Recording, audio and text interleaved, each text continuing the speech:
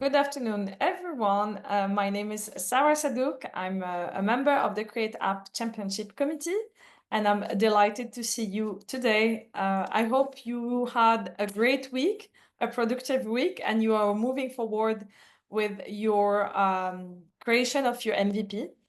June is coming very, very soon. So that is to say that you have that goal in mind, which is to publish your application on Android or iOS by June. So I am really excited to see all of your app being published and download all of them. So if you need any support, you have Fawaz, you have his team and Carmen. And most importantly, we are following your progress very closely and giving you the right support for you to be either inspired or to solve the issues that you may face with your technical aspect of your MVP. So that is a quick intro to say, work hard. And as a hard worker, I'd like to welcome Imanshu Niranjani, who is the Chief Technology Officer of one of the leading, if not the number one startup at the call, but I see it as a unicorn, Property Finder. So Property Finder is a platform where you can find your dream home in few clicks. And Imanshu here has built a state-of-art application that allows a couple of features. I will not dive into the technical aspect of the feature, but let me introduce him properly. He's leading the company's technology, strategy, and innovation map. He has over 2 decades of experience, like in the industry giants such as Amazon, Meta, Visible that you may know as Verizon.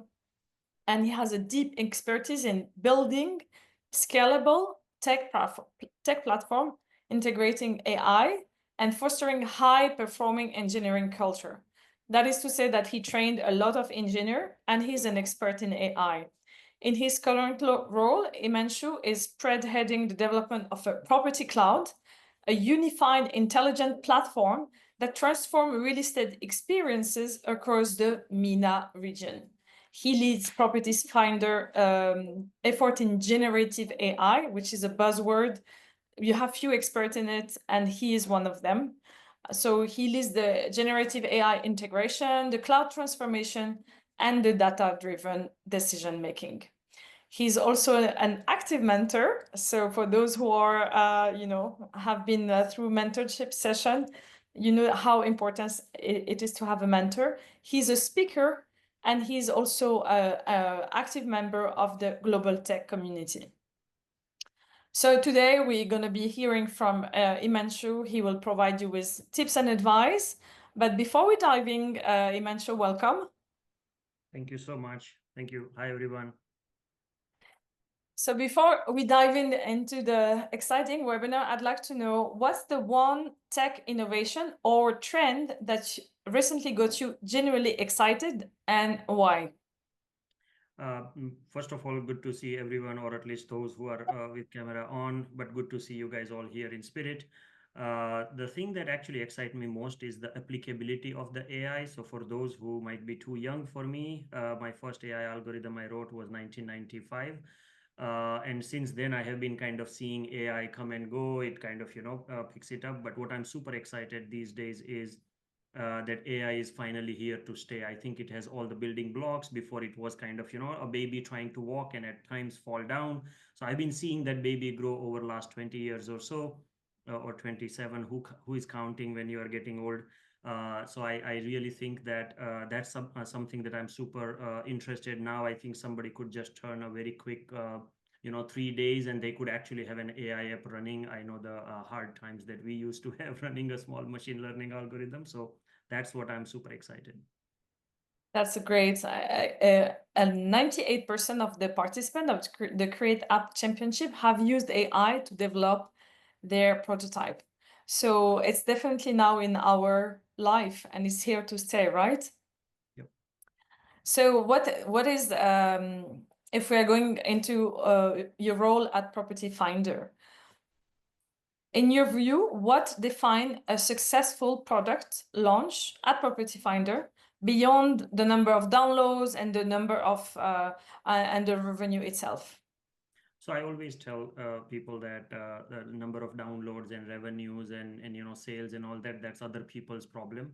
As an engineer, or I would call it myself chief engineer of Property Finder, the key three things that I look for is adoption and feedback. So how my users are actually interacting with what I build, what my team is learning, and new capabilities they are building. So as an engineering team, you have to see how your customers are providing feedback to your platform, how the team is taking that learning, and then a key ecosystem are you getting? Are you getting a lot of enterprise users, small company, medium company, consumers, whatever is your target audience? So as an engineer, you want to know where the next scale is going to come from.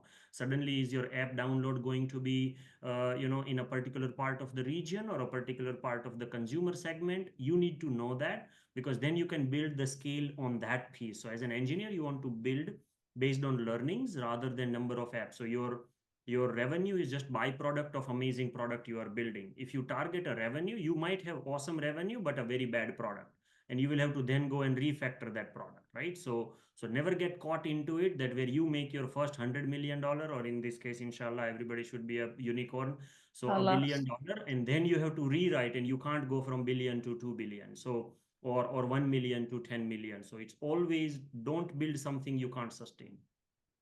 That's a very good tip. And what's your process at Property Finder?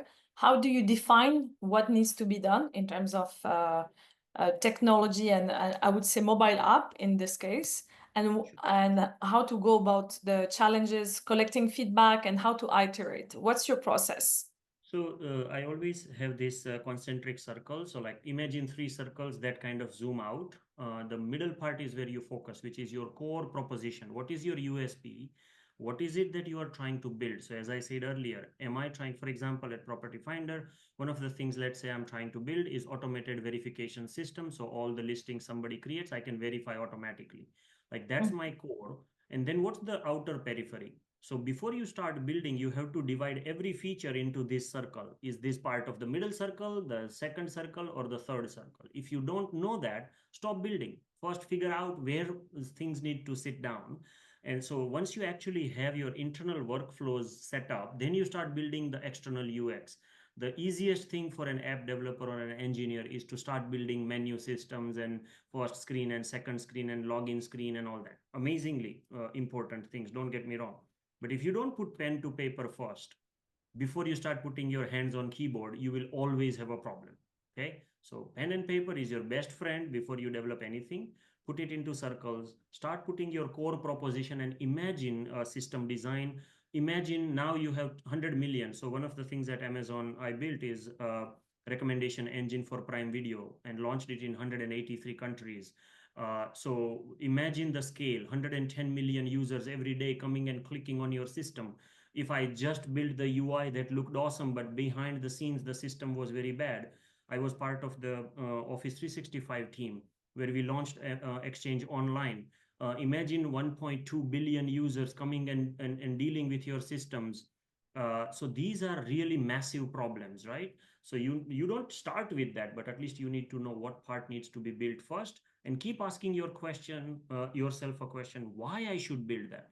If the answer is not resoundingly yes, and say, you know what, I just think it's cool, don't do that, right? Mm. Like build something that your team comes back and says, I definitely need that feature. Without that, this product is not going to work. Ask that 20 times. If 19 times the answer is yes, then only build something. Otherwise, you put it in nice to have. You ask these questions to 7 or 8 of your features, eventually you'll have 2 features that you should be building. That's an amazing insight. So, how many features you think an MVP should have? It's a tricky question, but maybe It you'll is. elaborate. It is. Imagine what you're trying to do. So always work backward from your purpose. What is your purpose? So for example, let's say I look at one of the app over here. Let's say Fuelingo. That app over here is doing XYZ, right? What is it that they are trying to do? If they are trying to build something that helps the user, ask yourself, is there 2 features that I can build rather than 10 that are important? And then focus on those 1 or 2 features rather than building 20 screens that walks the user through? Can you build one screen? But behind the scenes, there is so much intelligence. Which is the best UX? Google. There is only one chat box. That's it. There is only one text box that entire $3 trillion company created. Why? Don't you think they can put 20 UI components on that? No. They decided that simplicity is the king. Why? Because they put all of their intelligence behind that one text box. So if you can get away with one text box and run an entire $3 trillion business, good luck to you, right? Because that is the most hardest thing to do. Don't start with all the hardest thing. You need to provide better user experience and all these things, but always starts with simplification first, smallest things first, refine, refine, refine, and then you will have something that people would actually love to build with you. So would you wait to have a perfect simplified version to launch, or would you start with something that is good enough to start with and then launch? Yeah. So this is a very simple problem space in my mind, but it came after 20 years of work, so it takes time to learn what not to do. So if you build a product that is, if in your mind 60% ready, meaning your core use case in the three concentric circle, the first concentric circle where your core use case sits, if you build 60% of it, try to find the first customer who will use that. Okay. Tell them this is alpha, tell them this is beta, tell them that I want to build with you in this process. I'm going to give you this product for free. For example, I want you to build rest 40% with me. Two things happen. Number one, you're not waiting too late. Okay, time matters. Second, 60%. Why? More than half matters. You can't just throw anything that works. Why 60 and not 80? You don't want to finish something that somebody comes back and says, rip it up two screens and now I want you to do it. So there is a rough number that more than half built, but don't finish everything. Get early feedback. Get somebody to work and watch how they are actually using. I have built amazing products, and the moment I'll tell you one thing, in Amazon recommendation engine, we had that product built. And then when we actually used it on Roku or Fire Stick, because it has smaller memory footprint on the stick device that you plug into your TV and start using Amazon Video or any app that you have, everything failed because the memory profile of that device was so small that my awesome engine that I built was actually breaking. So every Mm-hmm. use case matters. You have to go through every use case, watch how your customers are interacting with your app. Don't send them a deck or a video. Ask them to send you the video. How are they using? Where is it breaking? And that allows you to see how your app is actually working in the wild. Okay, that's good. So in a nutshell, it's good to identify who will be using your app from now and start securing their commitments for them to use your app. Yep. And Yeah, last thing you want to do is you want to be the super user. Never develop the app because it looks cool to you, or actually yeah, you think it's the right thing to do. As a yeah. founder, you always want to not trust yourself because you have a bias. You always want to do things that look cool to you. No, you bring your customers together, bring your partners together, and then build something with them. So it actually allows you to build along the way. Love it. And now if we're looking at what it looks like for Property Finder, what did the earlier version of Property Finder core product look like? And how did you change? Or what would you approach differently if you were starting today? So I think Property Finder, as I said earlier, it's a 20-year-old startup. We have gone through massive acquisitions that we have made. They are now integrated. A couple of things, if I can do right now, that would be different than if I'm starting right now, is you have to build simplification in the back end of the systems. For us, it's a very massive problem space, guys, because imagine you have hundreds of thousands of listings that government has rules around it. We are regulated industry. Only licensed agents can actually create listing on our platform. So there is a massive work that goes behind the scenes before even the listing comes online. So you also want to see, are you working on something that has government regulation, cyber security, data governance? All these things are not sexy. It's not about creating awesome front end or awesome nicely scalable back end or whatever. You have to understand the kind of industry you are working in, make sure it's so you are actually educated about it. So some of the things in early Property Finder, we actually created fewer features, which I liked. But then behind the scenes, there were more entangled, backend that we had that goes out to the government website. Sometimes those websites are not fully, operational or created for the scale that we are going to hit. In fact, I sent one of my team to some of the government technology teams and say, go and fix that so that we can actually go and work with them. So when you actually are building, backend matters a whole lot more. Simplify your backend. You need to know the personas that you are going to divide. So for example, Okay. Property Finder, I have a team that focuses on consumer backend, right? So entire consumer app and backend. I have another team that focuses on B2B and government and compliance. So divide your platform architecture into also consumer facing services, backend facing services for other government or other payment things that you are doing. It makes it easy to create one service. No, but it's actually very hard to manage. So always ask yourself, what if 100 million users are using this? What if 20 engineers are working Mhm. on it? What if 5 other external entities start interacting with my system? And you don't want to put all of these things in your V1, but you need to think about it. And then you create those 3 circles and put things in the middle, things in the outer, things in the later, so that you know what is now, what is next, and what is later. If you mix all these things, you will have a very hard problem of prioritization. And now means small, very small. Next means it builds on top of now, and later means I will not do it right now. It's not later means it's a version 3. It's knowing what to not to do is the best way to actually develop scalable platforms. That's a great piece of advice, especially now as they are building the MVP. It's how to prioritize, how to decide what to build now versus what to postpone. And so essentially is to have a roadmap of how your app will look like.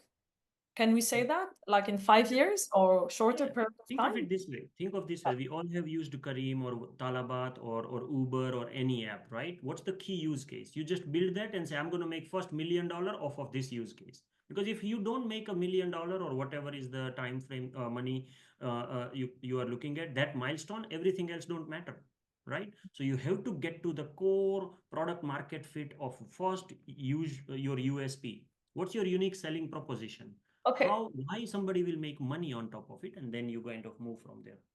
Okay. That's very reasonable as well. So you don't wait to have this super app that now is Karim to launch. You go step by step. Step by Yeah. step, just do ride, then do Yeah. food, then do other Yeah. things, right? Yeah. Okay. So now we are talking about the startup DNA, the startup spirit, because I know, like in Property Finder, this is one value that stays. You still call yourself as a startup, although you are a multi-million company, but you still embed that entrepreneurial spirit. That brings me to how to make decision when you are under pressure. So when you are working under pressure and you have different priorities that compete, let's say like one side product development, on the other side data quality, user experience. What are the decision-making lens that you use to prioritize fast? Yep. So I learned this at Amazon. Before, I think I had an idea, but Amazon has a very good way of making decisions. So there are 2 ways you can actually create your decision. First, working backwards. What's important? Just focus on that and work backwards. As you are working backward, there are 2 doors. One is called two-way door. Okay, two-way door means I have very little information. So let's say if you think about it, you want to make a decision about which shirt I should buy. Let's say just that, right? If you have enough information, I want to buy a blue shirt or a white shirt or a t-shirt or a collared shirt, whatever. Let's say you have just 30 to 40% information to make that decision. Always make a two-way door. Two-way door means you can make the decision, you go through that decision making door, and you can always come back, right? So when you have any problem where you have little information, you make a two-way door decision. When you have more than 60 to 70% information, first of all, there is no such thing as 100% information. Don't wait for it. If you are one of those who waits for 100% decisions, you have analysis paralysis. You keep looking at data and you just don't have courage to make decision. If you are making very quick decision with 10% information, you are reckless. You want to be somewhere in the middle. So Okay. two-way door is going back and forth. One-way door means I make this decision, I cannot come back. If your decision is one-way door, you better have 70% or more information.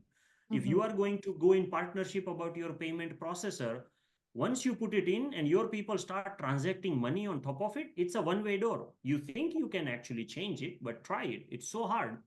So always do the two-way door versus one-way door decision. And that usually framework works for me. I hope it works for you. Thank you so very much for that. Before I open the floor for Q&A from the participants, I would like to ask you, the reason why everyone is here is that they have to create the MVP in 45 days. So if you were handed a 45 days deadline to launch a new product or tool from scratch, what would your first 5 days be focused on? Yeah, it's like I'm an American, so one of the American president early on, our founders actually said that if you give me a axe to chop the tree, the first 6 hours I will spend is actually to sharpen the axe. Similar things happen here. If you give me 45 days to make an app, 5 days would be my sprint to clarity, as I call it. So first is sprint to clarity. Do not talk about your product, nothing. What is clarity? That's the pen and paper. 5 days spent on pen and paper. Plan, and just say, what am I going to reduce this app to? What is the one thing? If you go to Uber today, look at that app. You go to Airbnb, you look at that app. It only talks about one thing. Yes, there are a lot of other things you can do on the app. Uber, it just says from to book the ride. That's it. Everything else is details. You go to Airbnb, where you want to go, which date you are looking for, and here are the suggestions. So always look at that. First 5 days, get sprint to clarity, and then rest 40 days, divide your work in sprints and say, I have 4 use cases I'm going to build. Here's the backend service I need to build. Here's the front end service, screens that I need to build, and then start building on it. The moment you have 60% of it done, throw it out to 2 customers while you keep building other things. Get the feedback, incorporate that, and change the direction as the feedback comes in. Thank you so much, Imanshu, for I think you all are giving us gold tips and saving a lot of time in understanding what works and what doesn't. So would you like to add any final reflection or any Sure. tips, final No, tips absolutely. to One our thing participants? Exactly. One thing is, for every one startup that gets successful, 99 die. So you have to be ready for failure. Never lose courage. Your ideas and your goals are always there with you. If this doesn't work, you keep going back at it. Creating a startup is not easy. I mean, we are Michael Layani, our founder, has been working for 20 years on this startup. Now we are a unicorn status. Imagine the tough work that he had to do to build this thing. So if you think there is a shortcut to $1 billion, there is none. I haven't found yet. If you think that, I wish if somebody finds, please tell me so that I can lose this job and make $1 billion somewhere. So if you think that there is a shortcut out there, there is none. If you think there is a small work you can do and get really successful, doesn't happen. So hard work, persistence, continue to refine your ideas. And if you know the idea doesn't work, move on, find another idea, similar, different, and that's where I think you will find your success. But tenacity is your friend. Getting discouraged very quickly just because somebody rejected you is not a founder's place. Founders eat rejection for breakfast. So you have to actually do that. If somebody says your idea doesn't make sense to me, stay with them more. If somebody rejects your idea, ask them for more feedback. Say, I'll buy you 2 more coffees if you can keep telling me this. So you have to be familiar with rejection. You have to be happy that somebody slaps you on the face, rightfully so, with data. So always have that understanding that rejection is your friend. They are telling you something. So take that positively. Also, don't just change because somebody said something wrong about it. So you should have conviction. So there is a 2 guardrails to this thing where you have confidence, but you are humble enough to take the feedback from people, right? And that's where you will somewhere find the success for you. Thank you very much for this very good advice and keeping ourselves. You should have the drive and you should have the resilience and you should be passionate and keep moving. That's what I hear from your advice. It's exactly what we see in the entrepreneurial ecosystem. So at entrepreneur.com, we see a lot of startups And those advice should be written somewhere as a Bible for anyone who wants to create their businesses. So now that I will open the floor to okay, I see a lot of hands raised. So I will start with Mara from Pharmedic, and then we'll follow up with kids with Dr. Hamza. So just as a context, Imanshu, Mara was a finalist of the Create App Championship, and Hamza was a finalist as well of the Create App Championship. So they pitched in front of jury member and at the Museum of the Future, and they were present during the award ceremony with His Highness Sheikh Fazal. Awesome. So, Mara, the floor is yours. Assalamu alaikum again. My name is Assalam. Fani, and I am the founder of Pharmedic, an e-healthcare application that aims to reduce medication errors. Again, one of the most pivotal quotes that you mentioned was that you would spend the first 5 days of this journey sharpening the axe, then before cutting the tree. And I would interpret that as building the team. When it comes to healthcare applications, you do understand that there are governmental regulations and bystanders that we should be compliant with. And in regards to building a team that is able to build an infrastructure that is sustainable and scalable, what pivotal partnerships, alliances, or strategies or mitigations have you utilized during your journey with Property Finder that allowed you to be governmentally compliant? And what is some advice you would give me as a healthcare startup? Sure. So government regulations are here to stay, right? So when you are in health, when you are in certain regulated industry, so if your app is going to play in the ecosystem, number one thing is never solidify your backend. You want to create flexibility, so never create one-way doors. You always want to get two-way doors. You never want to get a dead end where your journey ends and there is no other way to get out of it. So don't make early decisions that are final. For example, here's how I will verify somebody's identification. What if they don't have blah ID versus another ID? Let's say government changes. So your verification system can actually be more flexible, and it says this is the ID you should look at, and tomorrow I should be able to change that ID and create a module. I'm just giving it as an example. Where do I learn these things? So outside of my Property Finder job, I run a startup ecosystem, Be Human Capital. I have my own VC fund. We just launched another company in Dubai called Medic AI, which is actually in the healthcare industry. The first thing we actually did is when I looked at their backend, I said any user interaction, HIPAA, all these HIPAA things are very, very important. And Yes. first thing I made a decision, and I told my team when I was advising that founder, is we will not build any platform where we store data ourselves. Which is actually because I 100%. already outsourced all my problems. So what I'm trying to do at that time is like not build anything in my ecosystem that tomorrow I have to come and create Yes. regulatory standpoint. So create flexibility. Don't put yourself in the corner. Obviously, you will build something. Don't get me wrong, but be very mindful of what can go wrong, and that Mm. allows you to be very, very flexible in your ecosystem. I would mention that Fire APIs have been extremely wonderful for us, especially at allowing us not to store the data, and that protects us from any legal liabilities. I would Exactly. love to discuss further with you if you are interested, and I will contact Sarah yourself, Miss Sarah, if you can please organize some meeting between us. Thank you. Absolutely. Happy to. Thank you, Mara. It would be a pleasure to connect the two of you for further collaboration. And let's jump into the question from Hamza from Kids. Thanks, Sarah, and thanks, Imanshu, for the insightful talk. I'm Hamza, and we are building an educational game to teach children financial skills. So my question is a bit of technical question. When building an app, from my technical background, we used to build a good backend. For example, we select an architecture for that and build APIs and then start with the interface.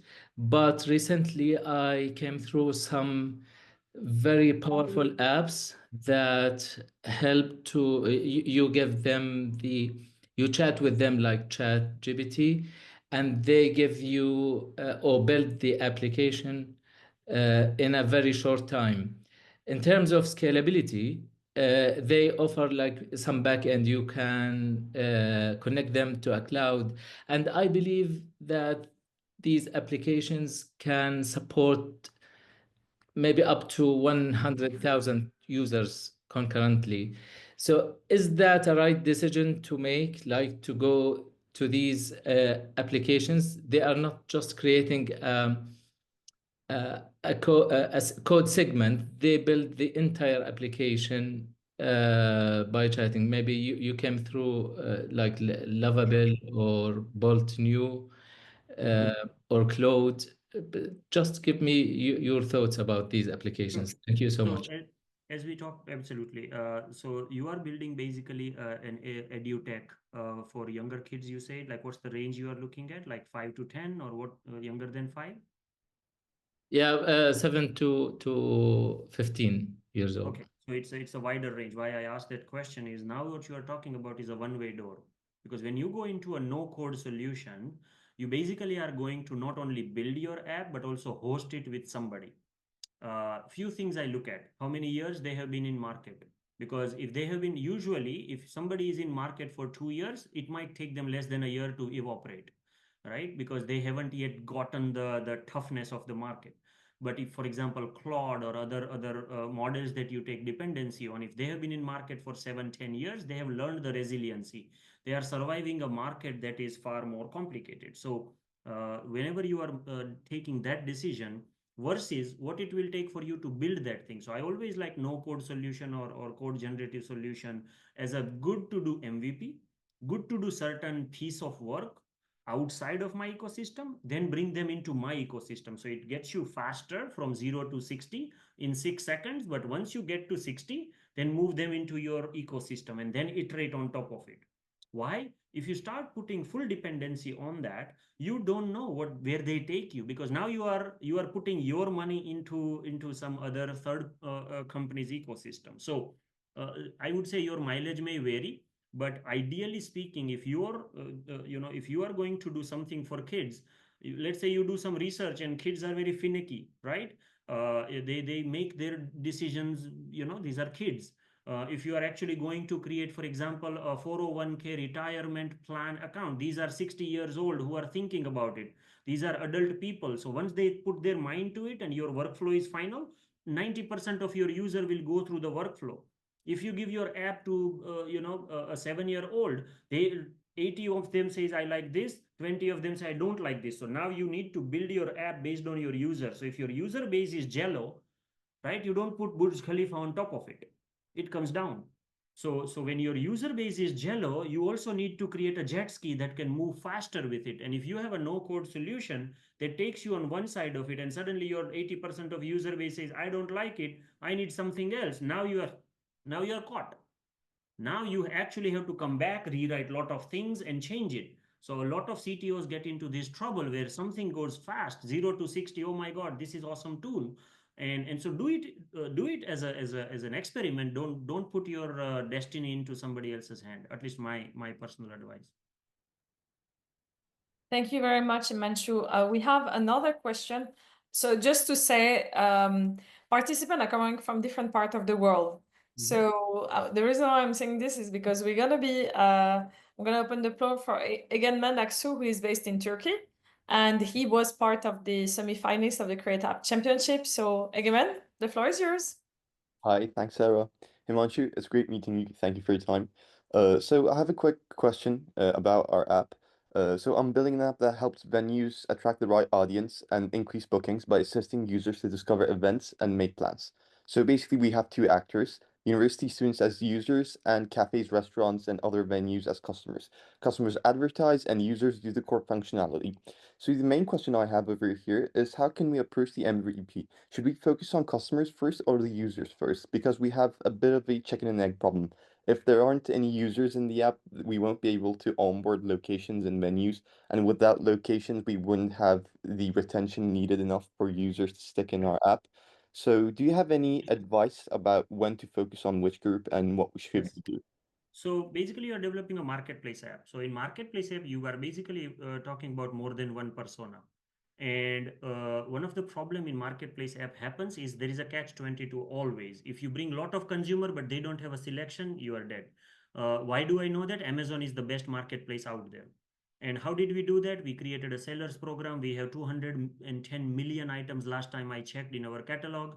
And that is the reason why Amazon is very hard to beat. So your 60% of your time should be building the catalog.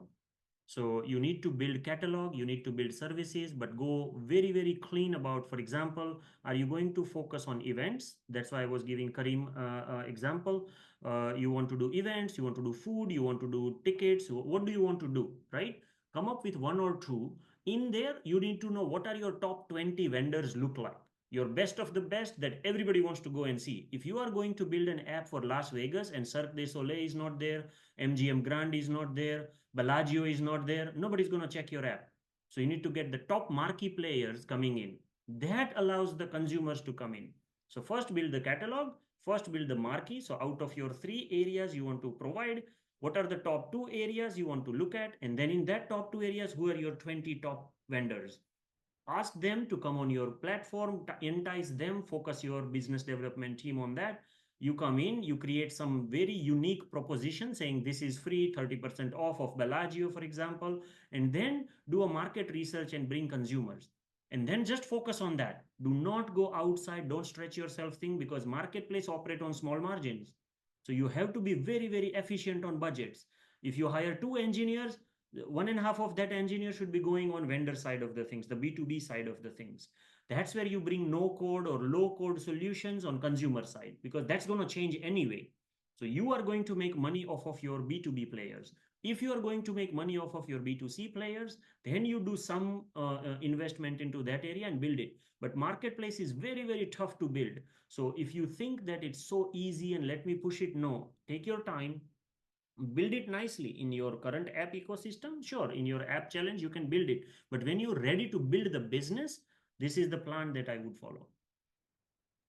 Thank you so much. It was great hearing from you. Thank you again.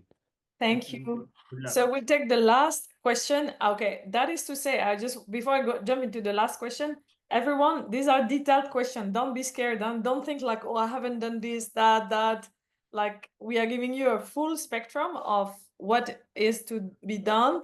Don't change your entire process that you have, and don't think that you have to change everything according to the insights that you have here, but just take what is relevant for your journey.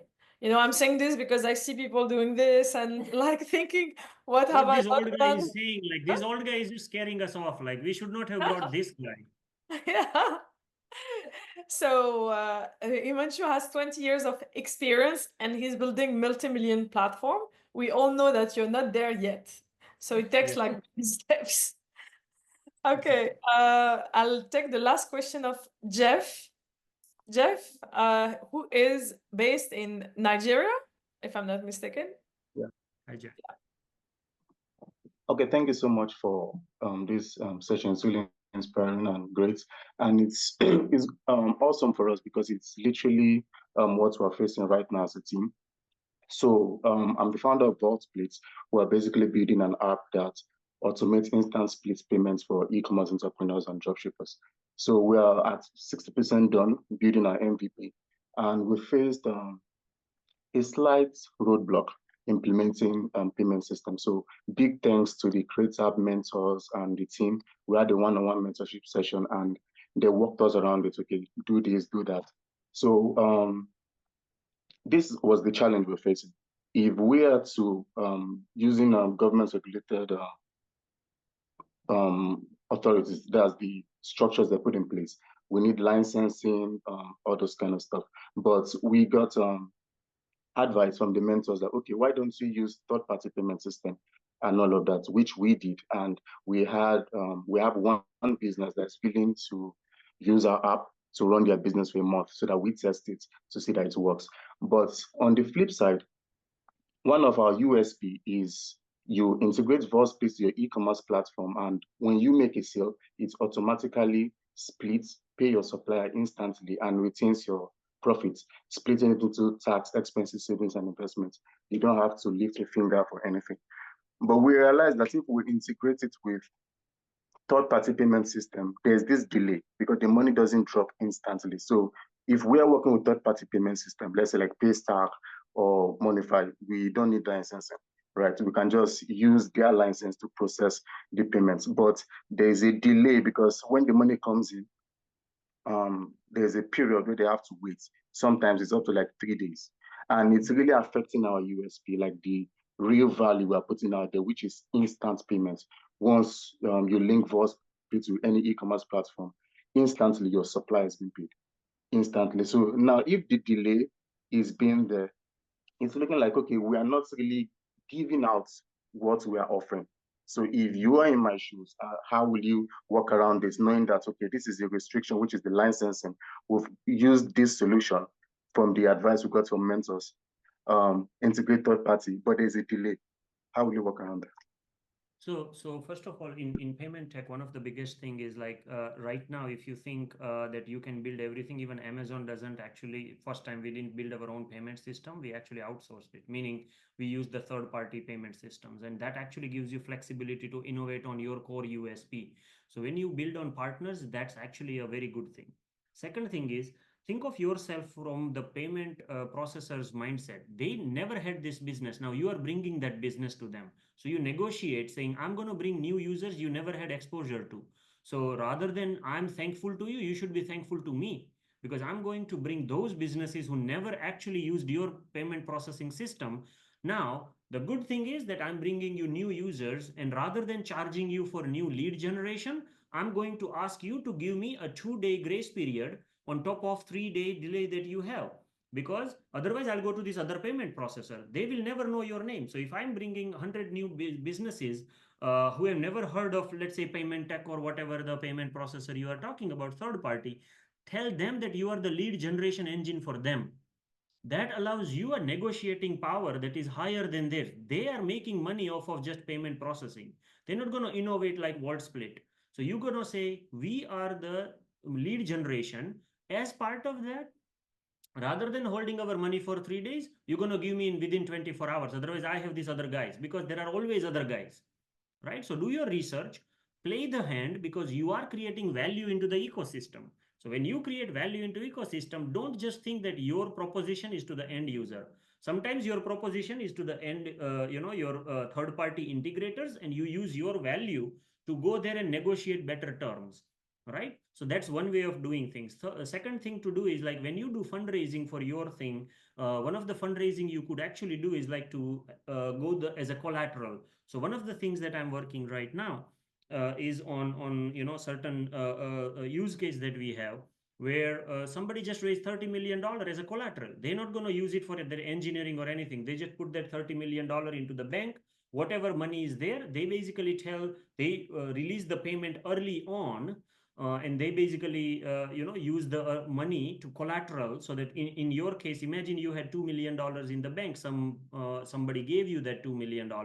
Now you can use that as a collateral and say, hey, payment tech, I'm going to give you $2 million in the bank, and you start giving me money that you're going to close in 3 days. So you are basically buying the 3 days with the money that you have. So always bring this kind of use cases where you are creating that value prop that nobody else out there is giving you, where Walt Split is giving you immediate money, because that's your key USP. Nice. You do immediately do that, and then you use your own money or other partnerships that you have to close the gap. That's a great, you just solved his biggest problem, essentially. Okay, great. Thank you so much, Imanshu, for your contribution and for giving so many advice to the startup today. I'm sure they'll make good use of it. So we will be happy to connect with you again for other engagement. And I'm thinking of the startup that are here on the call. Some of them want to get in touch with you, so you might see some emails from our side. Apologize for that. And as I always say to every speaker, by the end of June, we will also share with you a list of 24 teams that have launched the app, and you will have to download this 24 app. So I need commitment on that. Absolutely. Great. Thank you so much. Now we're going to jump into the hard part of today with Fawaz and the team. And Fawaz, I will leave the floor to you. But before that, let's go through the timeline quickly. Today we are in workshop number 2, and we are covering essential skills about turning your app into MVP. So today is very essential. I hope that you all registered already on iOS and Android. If you haven't, I wouldn't say you haven't, I'm sure you have. So today you're going to be learning how to turn your idea into MVP. And this is where things are starting. For some of you, I know some of you are quite advanced, but good luck for today. Fawaz, the floor is yours. Thank you very much, You. Sarah, with a great Bye-bye. energy, with a great energy of Himanshu and Sarah and then the entire team of Create Apps. We are here. I know just about a 50 minutes from starting that with all this motivation, we have discussions to go. Let's straightly dive into what's next. So we are the workshop 2, and we have quite a lot of work done in the past week, and we had one-to-one calls after the workshop. So very basic housekeeping. Would love to keep your mic mute, but not that yourself disengaged. Be on, be very active, and we have a great speaker for today, and also a representative who will take you through the whole MVP approach. And use the chat. You have the full rights. This workshop is full of engagement. You feel like you have a question to raise, just raise it up. No need to wait till there's an engaging session. I always say, right? So with that approach, let's dive further. The agenda is very simple. We are just going to take you to the MVP and a rapid prototyping. We have a quick approach for Flow and the UI UX essential and the wrap up. And that's what we are looking for the day. All right. I am going to give you a couple of minutes to scan and this, and very simple. Just scan this or get to menti.com and put the code, get yourself accessible. If you were a food right now, what would you be? Imagine yourself, you are turning yourself into a form of food based on your current mood after listening to Himanshu and Property Finder, one of the breakthroughs of UAE and around the MENA region. What would you be? And this mood can be completely different for individual, right? Think yourself, you are a food, and reflect on the mood you are right now, and what would you be? Scan, go in, put in yourself to the approach.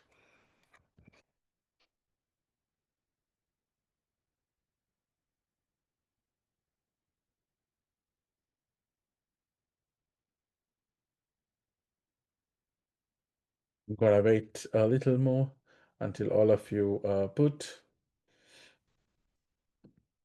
Hope you have scanned. Yeah. Okay. I will also think about myself. If I am a food for now, I have a flight tonight to Vancouver. So if I'm a food now, I'll be a packet of biscuits. I don't want to eat anything now because I've got to travel. Yeah. All right. Let's see what have we put. Right. Let's see what other foods we are. Well, yeah. Oh wow. Chili pepper. Very interesting. Expired pudding. Okay. I mean, we have more 45 days. Ice cream, a spicy noodles, a soup, pizza, kebab, a brownie, a pickle. Do you know that very recently on a different conversation that there was a AI on the taste buds and for a small restaurant that they were looking at for the make sure how do you personalize the ingredients on the table like salt and pepper, right? So likewise, I see quite a lot of difference of taste bud from chili, pepper, spicy noodle soup to kebab to brownie, sweet to the bitter to a pickle, all of it. So that different we are, but inclusively we're making things better to bring your idea together. All right. So with that understanding, let's go on to see what MVP and how we can take it forward to make a huge impact. Yes, we have Priya today who is going to take us through the journey of building an MVP on a very practical approach to make sure that we make an impact on how we do what we do. Priya, over to you. Okay, so thank you, Fawaz, and good afternoon, everyone.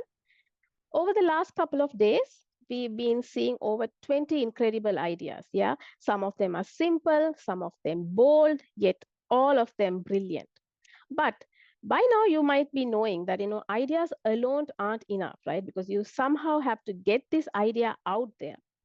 We all share this one common goal today, that is to take these little sparks that you have as ideas and then turn them or shape them into something real. So I'm also going to step into your shoes today. And that means I'll also have to come up with an idea, not going to be really brilliant like yours, but I have to still come up with some kind of an idea to call myself also an entrepreneur, right? So this is like an idea that most of us have had at one point in our life, and it's extending from our icebreaker. So what do you eat when you don't know what to eat? So just imagine this. It's 9 p.m. You're back home from a very long and tiring day at work. You're doom scrolling, you're checking through food delivery apps on Karim, but nothing clicks. So imagine an app that actually asks you how you feel right now and tells you, you know what? You're exhausted. I think a shawarma and karak will lift your mood. So, introducing Mood Meal. So, this is the fancy name that I have come up for this simple idea, which we are going to keep talking about during the contents of this workshop. Now, let's see how we can actually take this idea from just being an idea and turn this into reality. So, this is where we actually start our MVP journey. So, all of you have heard of MVP. You have been hearing this over and over again. You also probably know what it stands for, right? It's minimum viable product. But let's not actually talk about the things that we already know. We'll try to see what else we can try to uncover from this MVP journey. So, an MVP is a product with just enough features that deliver customer value. Now, Himanshu gave a very power-packed presentation, and he was answering a lot of questions. Actually, he's made my life really easy because he has talked about almost all the concepts that we are going to cover, but we are just going to go reiterate on them, and then we are going to go a little bit deep into them. So, an MVP is a tool for validation. We are not looking for perfection at this stage. So why we are doing this for validation is, like you all might know by now, okay, we all have something in our head. This is the assumption that we have, that this app that we are going to build is something that the customers want to use. So that is what we are trying to validate. We're trying to validate and see, is this app actually going to help solve a problem that the user has or the customer has? So we are not really focusing for perfection. I know we've seen so many perfect designs and Canva designs and Figma designs at this stage, but we are not really looking for a perfect, pixel perfect solution. We are looking for validation from the customers. It's also a way to learn what the users actually want and not what you think they want. Now, one of the mistakes that we do when we build an app, when we are the ones who are building the app, we think we know what the users want. But in reality, until you actually go and put this app in the hands of the customers who's going to use it, you will really not know what they want and what they don't want. So this will actually help identify what it is that the customers really want. And it also attracts your early adopters. You're going to get those few customers. It can be sometimes two. We want it to be more, but it can be two, it can be five, 10, it can be hundreds. We are going to attract our early adopters and who's actually going to be part of this journey to convert this into the reality that you actually want. So now that we know what an MVP is, let's try to see what an MVP is not. Now, an MVP is not a wireframe or a concept sketch because that's just a prototype. Now, a prototype is like a visual or an interactive mockup, like the Figma designs that you have done, the clickable prototypes that you have created. It looks like an app, but it doesn't really work like one. An MVP, on the other hand, is a real usable product, even though it can be basic. It is functional, it has to be functional. An MVP is also not a full featured app with 10 different features. Himanshu also talked about this when he was mentioning this, where he said that you don't need to have 10 or 5 or 10 or 15 different features. We just need to have those important features. So if you create a full featured app with about 10 features, that's just going to be wasteful.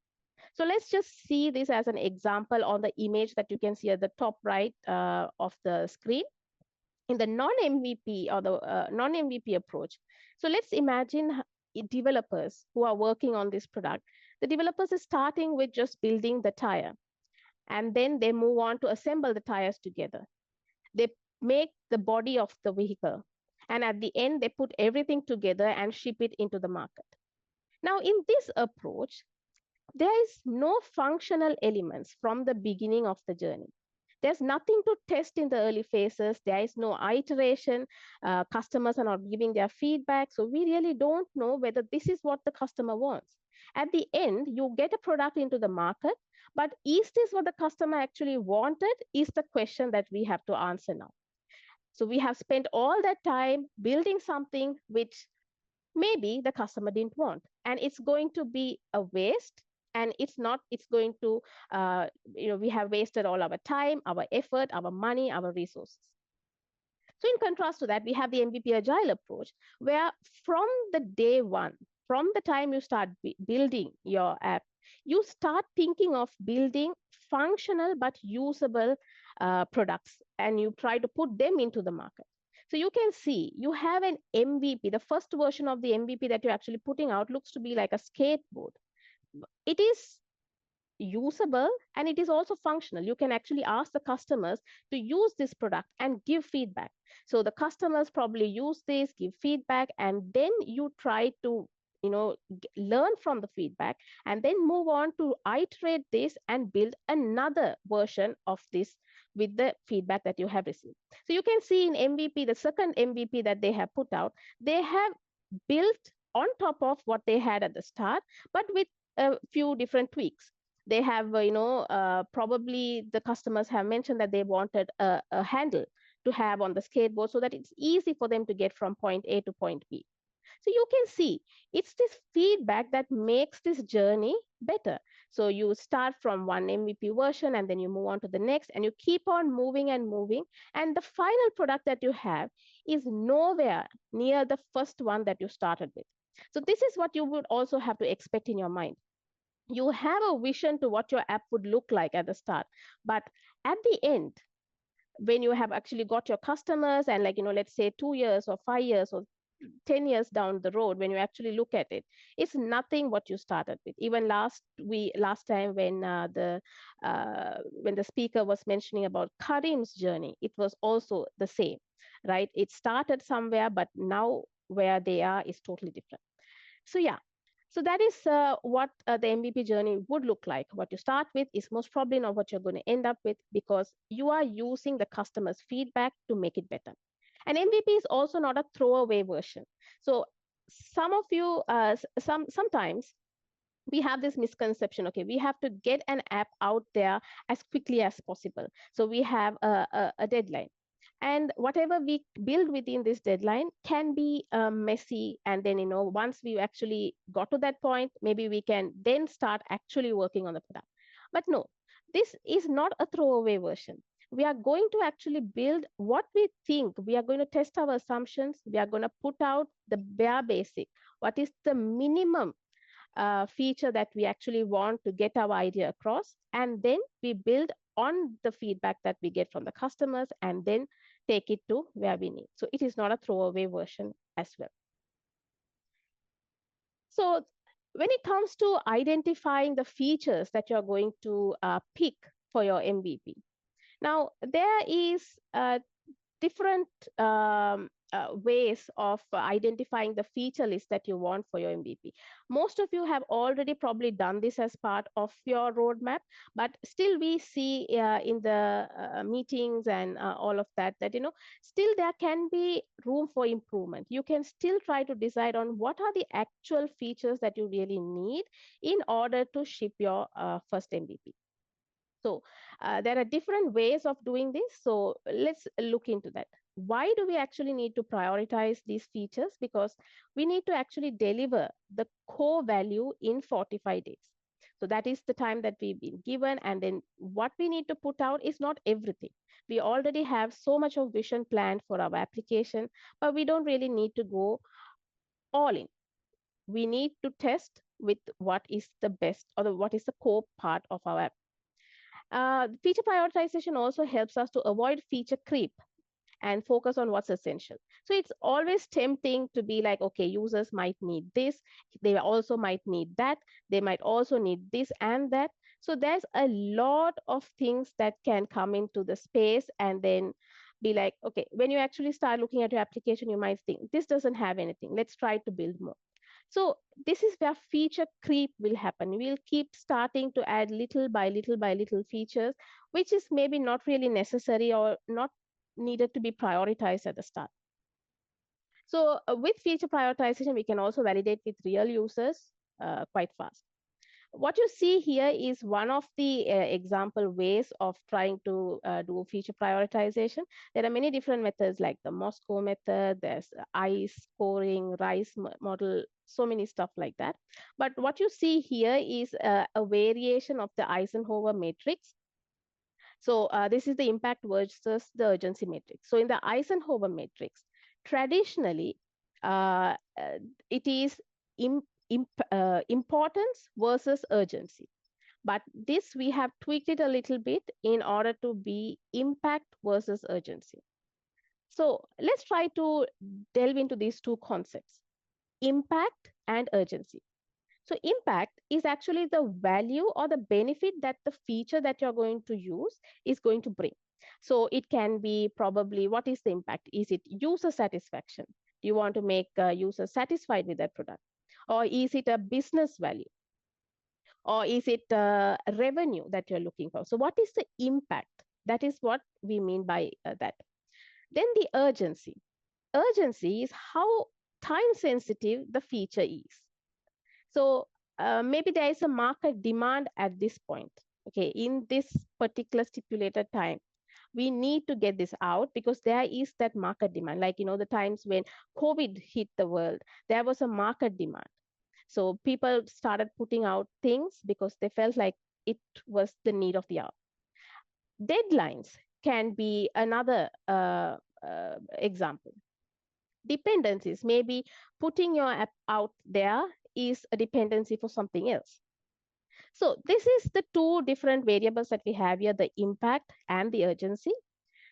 So if you look at this matrix, if you look at the top right quadrant, it is the high impact, high urgency quadrant. This is what you will need to prioritize immediately. So what we actually, why we put this matrix is we try to identify all the features that you have put down in your application. You have mentioned, okay, you have maybe 10, 15 features that you're having in mind right now. So what we do is we try to take each of these features and try to see in which of these 4 quadrants will these features fall into. So that is the purpose of this method, right? So we'll try to see what are these 4 quadrants and how we can put these features inside those quadrants. So the top right quadrant that we have is include in core MVP. So that is what you will prioritize immediately. Those are the USPs or your unique selling points or your unique value propositions, the core parts of your app, the product idea that you have. Okay, so you cannot do without. So those are the things that you will mention under the high impact, high urgency. And then on the left-hand top part, you will have the high impact, low urgency.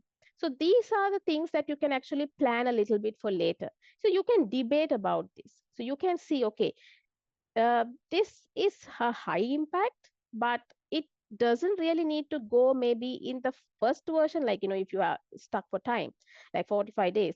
Do we really need to have this right now? Maybe not. Maybe it is something that we can look in the immediate next version that we're trying to put out, something like that. So that is the high impact, low urgency. And then in the bottom right, you have the low impact, high urgency. So these are the things these are the features that you will do only if necessary. So these are like reactive or maintenance related. You can like revisit them later on as well. But you can do it. You can take some time, but you need to somehow revisit it. This could be something like app branding. At the start, when you put out your MVP, maybe you don't need to work too much on the branding, but then you have to somehow revisit at one point, and you have to look into that. So that is something that you can have in that quadrant. And then the final quadrant that you have on the bottom left, which is don't include in your MVP. So this is your low impact and low urgency, the things that you really don't need to think about right now. If you have such features, you could probably discard them, you could probably deprioritize them and not include it in your first MVP or in the subsequent one or two other MVP versions that you have. Right? Okay, so now let's try to put this all in perspective. Let's take the example of Mood Meal, right? So coming back to this idea, the Mood Meal is the app that, the hypothetical app that we just talked about at the start, where based on the mood, based on the user's mood, it will give some suggestions to the users. Right? So there can be many different features that we can come up with. So do you guys want to have a go at some of the features that you think Mood Meal might need? You can use the chat, or you can unmute. What kind of features do you think, if you were to build such an application, what kind of features do you think that we could have?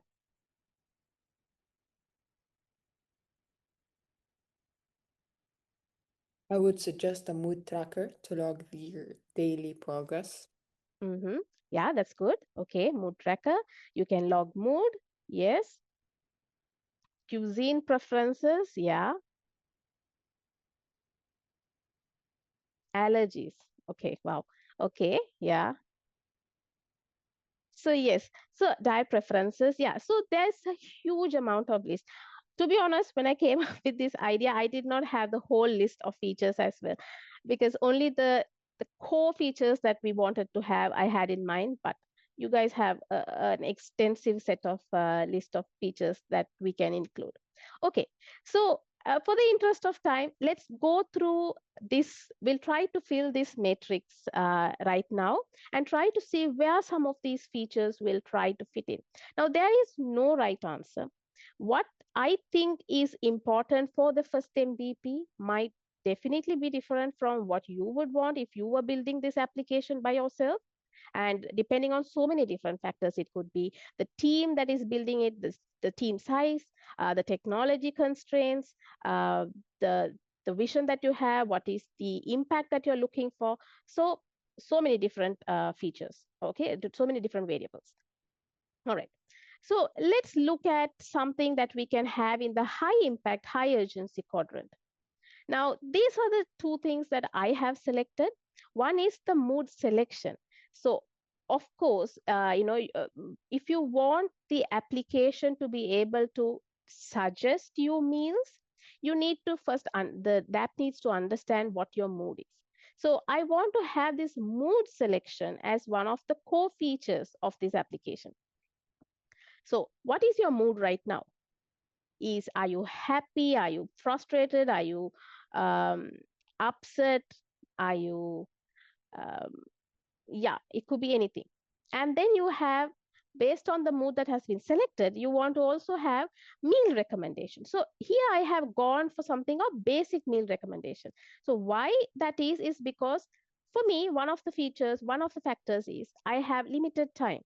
I need to get this idea out, but I don't want to invest in a very high-end AI. model that is going to give me the meal recommendation.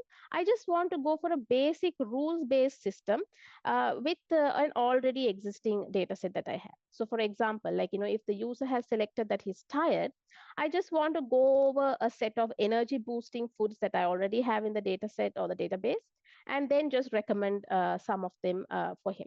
So this is just to get the idea across. So you select your mood, and then based on the mood, you will get the basic meal recommendations.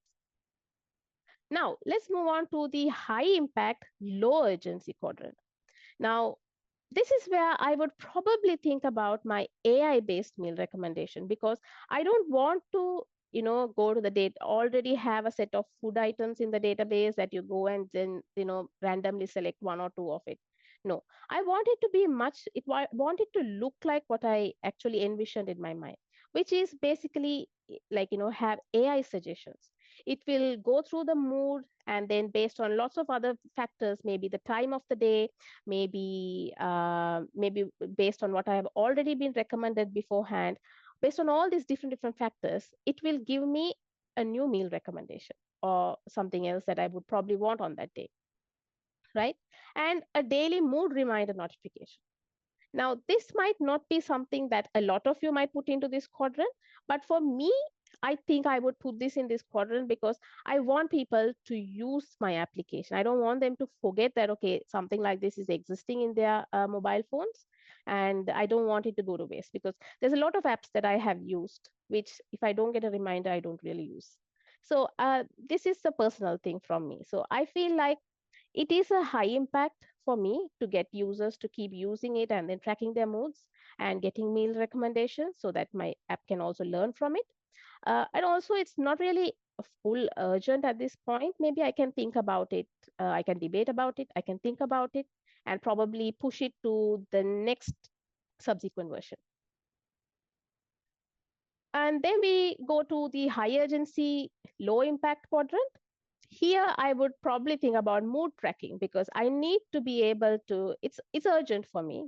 The urgency is high because I need to be able to get people to track their moods constantly, and then based on that be able to give the meal recommendation. So I'll be able to have like a better idea about what this person's life looks like and what kind of foods that have been recommended, so I can have like a history built. I would also like to have voice mode detection here, because I think that having something like that would be easy for the user. Doesn't have to do much. You just talk into it, and then it will be able to identify your mood. Okay, so something, this is we can revisit them at one point, maybe not right now. I don't need to think about it. It's something that looks good, something like that, that I can think about as a feature. The impact is very low, because it's not going to do much in terms of getting people to use my application and keep using it, so I'll just keep it there. And then low urgency, low impact that I don't really need to think about at this point is mood journaling. Now, I would like to get the user to journal in the application. They can talk about their mood today. They can use it as a journal. They can see, okay, are they on a stress eating pattern? Are they going through something? Maybe there's a lot of things that I can think about. So this is not something that I'm going to have here. And based on the comments that you all gave me also about the diet tracking, recipe suggestions, all of that, I feel like I would not work on it right now, but I would definitely work on it at a different point. Maybe once I get more information about what the customer really needs, I can think about it. I can also integrate wearable device for the mood data. So you use Apple Health or some other similar tools, get what the user's mood would be like, and then suggest meals. So these are things that I'm not going to think about in the MVP at all, not even in the second or the third iterations. Probably I will think about it quite some time later. Okay, so now that you have a small idea about what we are expecting from this impact urgency matrix, let's try to do the same thing with yours as well, because after today's session with Himanshu too, you might really have a better idea about what you would like to have in features for your application. Now, a lot of you have already started working on your app. Some of you are still getting there. Some of you are in the process of identifying the features. So this is where this activity might help you. We'll try to identify all the features that you have right now that you have kept as part of your Figma designs or in as user stories. And we'll try to identify into which of these 4 quadrants would your features fall into, right? So I will just keep this slide on here just to help you. And I think you will also get the link in the chat. I'll just run a timer so that you all can also work on these quadrants for your app idea. Meanwhile, if there's any questions also I can take.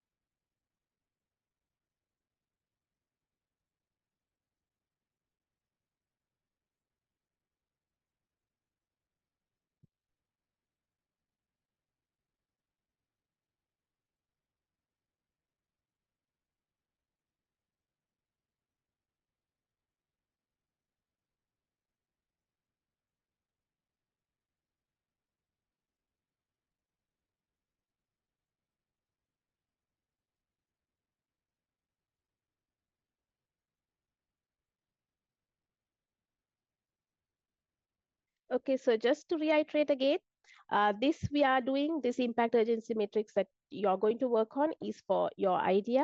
You already would have had a few features that you have selected for your app right now, and it might be also in progress.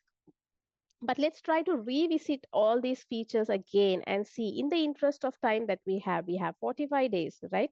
And now some of those days have already passed, and we have to move on to the next phases quite quickly too. So are the features that you have selected right for your MVP? Are you working too much on it? Are you trying to do too many things and getting and trying to get your MVP out? We need to ask those questions. So that is the purpose of this exercise. I know you have already tried to identify the features, so this is not to second guess or doubt any of the features that you have picked. This is just to have a better idea from your end. What are we building? Is this the right thing that we are building?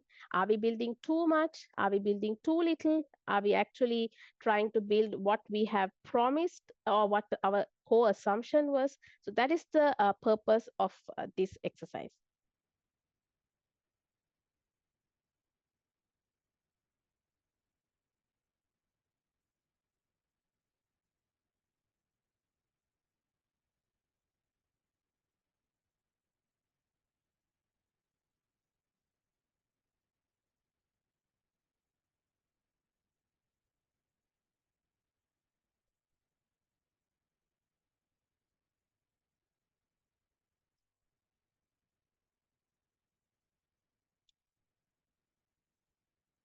Okay, so that was quite a, just 5 minutes of your time. But if you have not got a chance to actually go through all of the features that you have for your MVP, no worries. You can also do this at the end of this session. This just so that you will have an idea of what exactly is going out for your MVP. Right. So now let's move into the next part where we have ideas, we have our feature list, and now how do we actually build this? So rapid prototyping is what comes to my mind when we talk about how to build this. So rapid prototyping is actually a product design and development approach that involves quickly creating a working model of your product idea.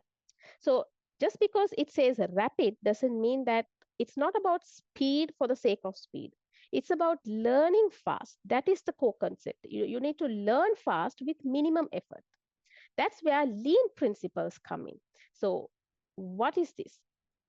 Lean is actually a methodology that focused on maximizing value while minimizing waste. So lean actually was a methodology that started way back. It was originally developed in the Toyota manufacturing just so that they could minimize waste. So this is the example that I took earlier, where when you are building a product, you don't test, you don't get customer feedback, you just build something and put it into the market, and at the end you realize that this is not what the customer wanted or asked for, right? So there was a lot of waste. So this, to minimize waste, they came up with this principle, this methodology called lean. But later on, this was adapted to startups and product development method implementations as well. At the heart of lean is this loop. This is the, if there's one thing that you can take away from the lean principles, is this loop. It is the build, measure, learn loop. This is the heart of lean. So what do we do in this loop? So you build something small where it's not the full product, it's just a version that helps you test the key idea of your what you have in mind. Okay, it's just not the full product. Just build something small, build something fast, put it out there. And then you measure, how do users interact with it? Are they interested? Do they come back to your application? Do they find any value out of this? Do they find it difficult to understand what your application is about? So this is where you do the measuring part. So you sit with the users sometimes, you need to understand what they're doing with it, whether they understand or no. And then you use this data to learn, to refine or pivot. So you can learn from that feedback. You can figure out, okay, the customer didn't really like this feature. Maybe in your mind, that was the best feature that you have built. But when you put it in the hands of a customer or your user, your end user, your user will tell you, this is nothing groundbreaking. I don't really like this application, or I don't really like this feature. It's very heartbreaking, but it's okay. We need to, like, either you have to pivot, you have to move on to something, you have to refine, or you have to discard it. So you learn from all these interactions that you have with your users. So rapid prototyping is basically lean in action. So we are executing the build stage, that is, of this lean loop. We are doing it quickly, we are doing it cheaply, and we are doing it repeatedly. That's why this is a loop. You don't stop with your MVP that you put out in the 45 days. You keep on reiterating, you're keeping on learning from feedback, you're building, you're measuring, you're learning. And this keeps on going as a cycle until you probably end up with what you have in mind. Now, once again, just touching upon this table, I know you have seen this table so many times during this course of few days. So I'm not going to stay on this. You're probably very bored looking at this table right now. But I just want to tell you that in the no code, full code, and hybrid pathways, you have different tools. And in the last workshop, you saw a small hands-on or a demo of Adalo. And in this workshop, we will just see a little bit about how Flutterflow is looks like and how it works. So we will just have a small brief on that too in today's workshop. As it comes to the technical components of an MVP prototype, at the end of the day, you're building a mobile application. So it is a technical thing. It's not just the business idea at this point. There are three minimum things that you need to have in your MVP prototype. It's the front end, it is the back end, and it is the database. So if you go through the no code pathway, you have nothing basically to code. You are just going to drag and drop and do all those things from the UI itself. So you're just going to use the UI builders. Then for the backend, you're just going to use the logic blocks. You're going to use their built-in actions. And for database also, you have their own inbuilt database that you can use, no code written. When you go in the full code pathway, of course, you have full control over the entire application from top to bottom. You have everything, all the code that you write is exactly according to what you wish inside your mind. And in the hybrid, you actually have a mix of both. So for example, in the front end, if you're using Flutterflow, you just have some UI components that you can have. And for the back end, you'll probably integrate with some third-party APIs. And for database also, you probably might use some other third-party database like Firebase, Firestore, Supabase, whatever it could be. So that is the hybrid approach that you have. But either way, whichever the track that you are choosing, you need to have these three components, and it is definitely necessary for you to go forward. Okay, so now let's dive into a little exploration. Let's try to see Flutterflow in action. So I know some of you are working on Flutterflow as well. So we'll just try to see how Flutterflow works beneath the hood. Okay, so for this, I would like to call on Suresh, who would take on from now. Hi. Thank you very much, Kripa, for that great introduction. So anyway, let's see. Yeah, give me a second. I don't have screen sharing access. If possible, can I get it? Yeah. Comment, Sarah, if we can have it while we explore.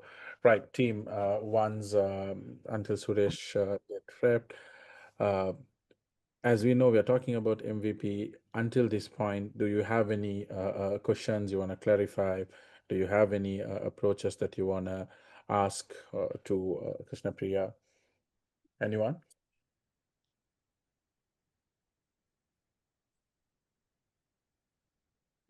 Fawaz, give me a second. I will.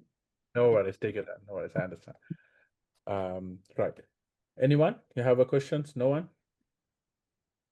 Anyone want to bring? So we can also look at, you've been working on the MVP prioritization, feature prioritization. So if you have any concern. Yes, over to you, Suresh. You're on. Thanks, Fawaz. Right. So now we are going to look at one of the most interesting platforms I recently came through. This is actually called Flutterflow. This can be known as a low code as well as a hybrid platform where you can develop easy applications that supports both Android and iOS platform. Because as you all know, Flutter is a cross-platform development framework. So we're going to go through in brief and see what kind of operations we can do and what kind of applications we can build on top of Flutterflow. Anyway, you can easily go to Flutterflow website, which is flutterflow.io, and you can sign up for a free account.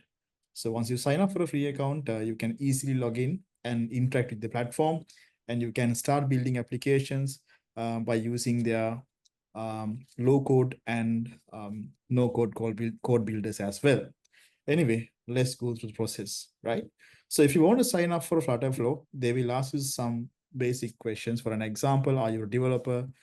Are you a startup founder, right? So if you're a startup founder, you can enter these information and you can straight away get things started.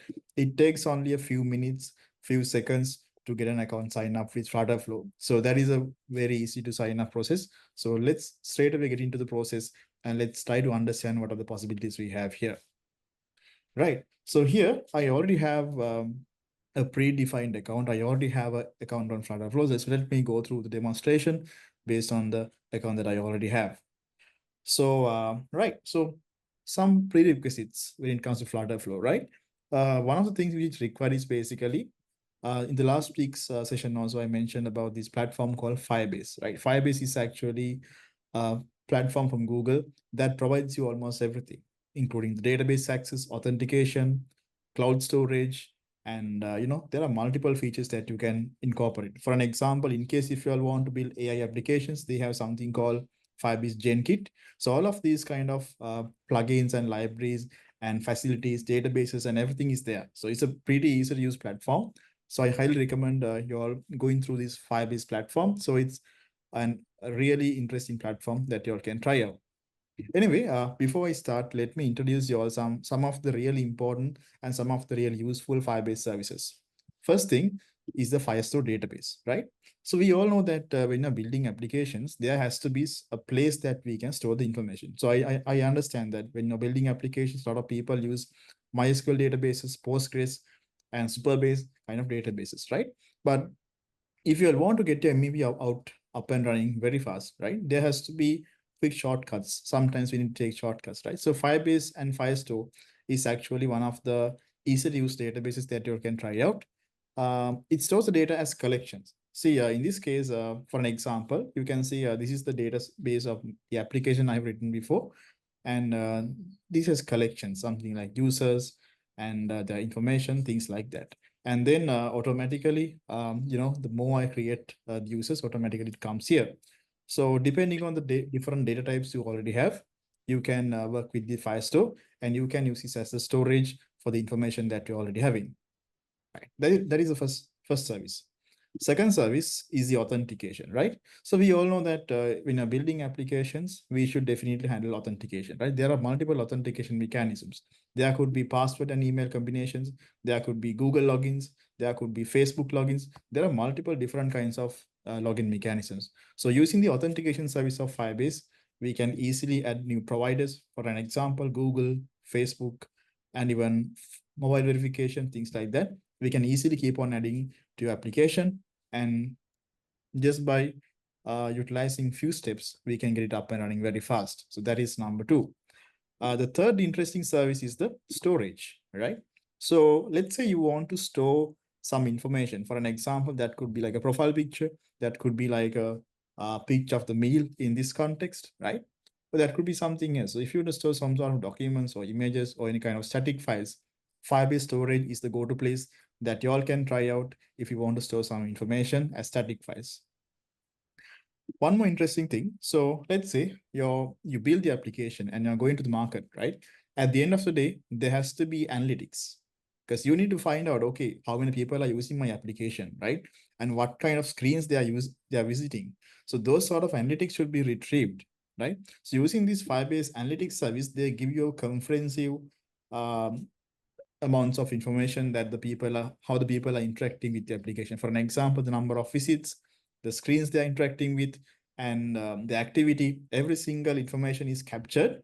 So very easily, you can see all of this information as a real-time dashboard, and the locations and everything is there. So I would highly recommend using this for post-launch phase. So you all can keep track of your monitoring campaigns and everything in smooth operation. So let me show you that sample real quick. So I'm going to enable Firebase Analytics as well. So then you can easily see all of these analytics and how people are interacting with the application, right? So let's see in real quick. All right. So as you can see, this is how it shows. So you can see, give me a second.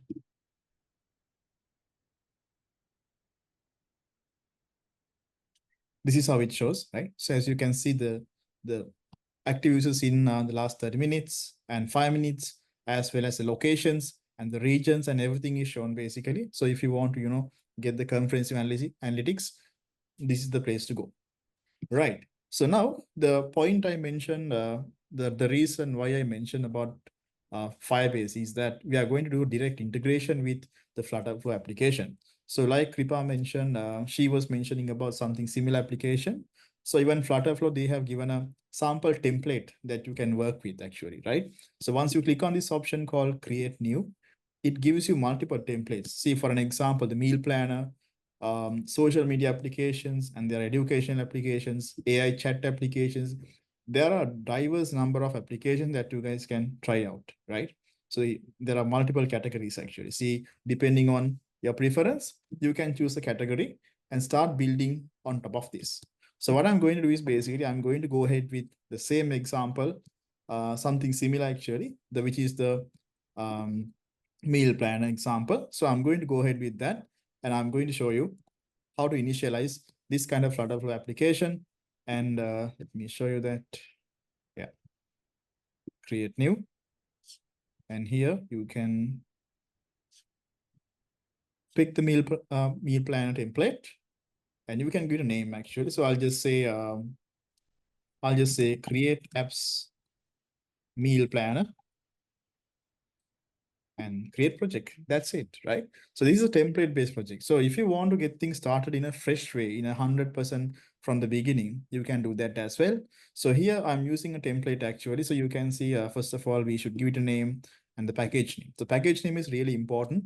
This is something that we all should know when it comes publishing the application into the Play Store, right? So package name is more like the unique identifier for your application. For an example, just like you all have address to your home, right? There has to be some sort of unique identifier. So package name can be known as unique identifier to your application. So it has to be 100% unique, because when you're publishing the application on Play Store, this is how the URL is going to be look like, right? So if you're not sure if the package name is not available or whether it's available, what you all can do is you all can easily go to Google Play Store like this, and you can just search any application, right? It doesn't have to be a particular application. You can just search for any application, and at the end of the URL, right, you can see there's a package name, right? For an example, in this application called minicaram, it's using com.miniclip.caram, something like that. So if you want to check if a particular package name is available, what you can do is, right, replace this thing with your own package name, and I'll just say create apps dot meal planner. Right. So if I get something like this, if it says we are sorry, the link is not available on the server, that means it's definitely available. But there's one more thing we should all know. We should always know when you're reserving this package name. One thing is that there's a structure that you should all follow, right? Let's say if your business has a website called createtabs.com. Let's assume that's your website. So in that case, we should always write the web address in the reverse order, right? For an example, if it's createtabs.com, I can call it as com.createtabs. At the end, there should be another dot, and maybe you could use this, use this keyword as the application's identifier. So the domain, and then at the end, the application identifier. So that's how the URL should be when you're creating these kind of applications on Google Play Store.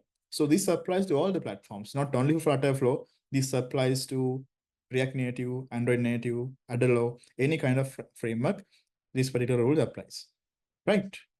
So after deciding that, what you could do is you need to pick the theme, right? So you can pick, let's say I like blue color. So I'll just pick that, and I can click on next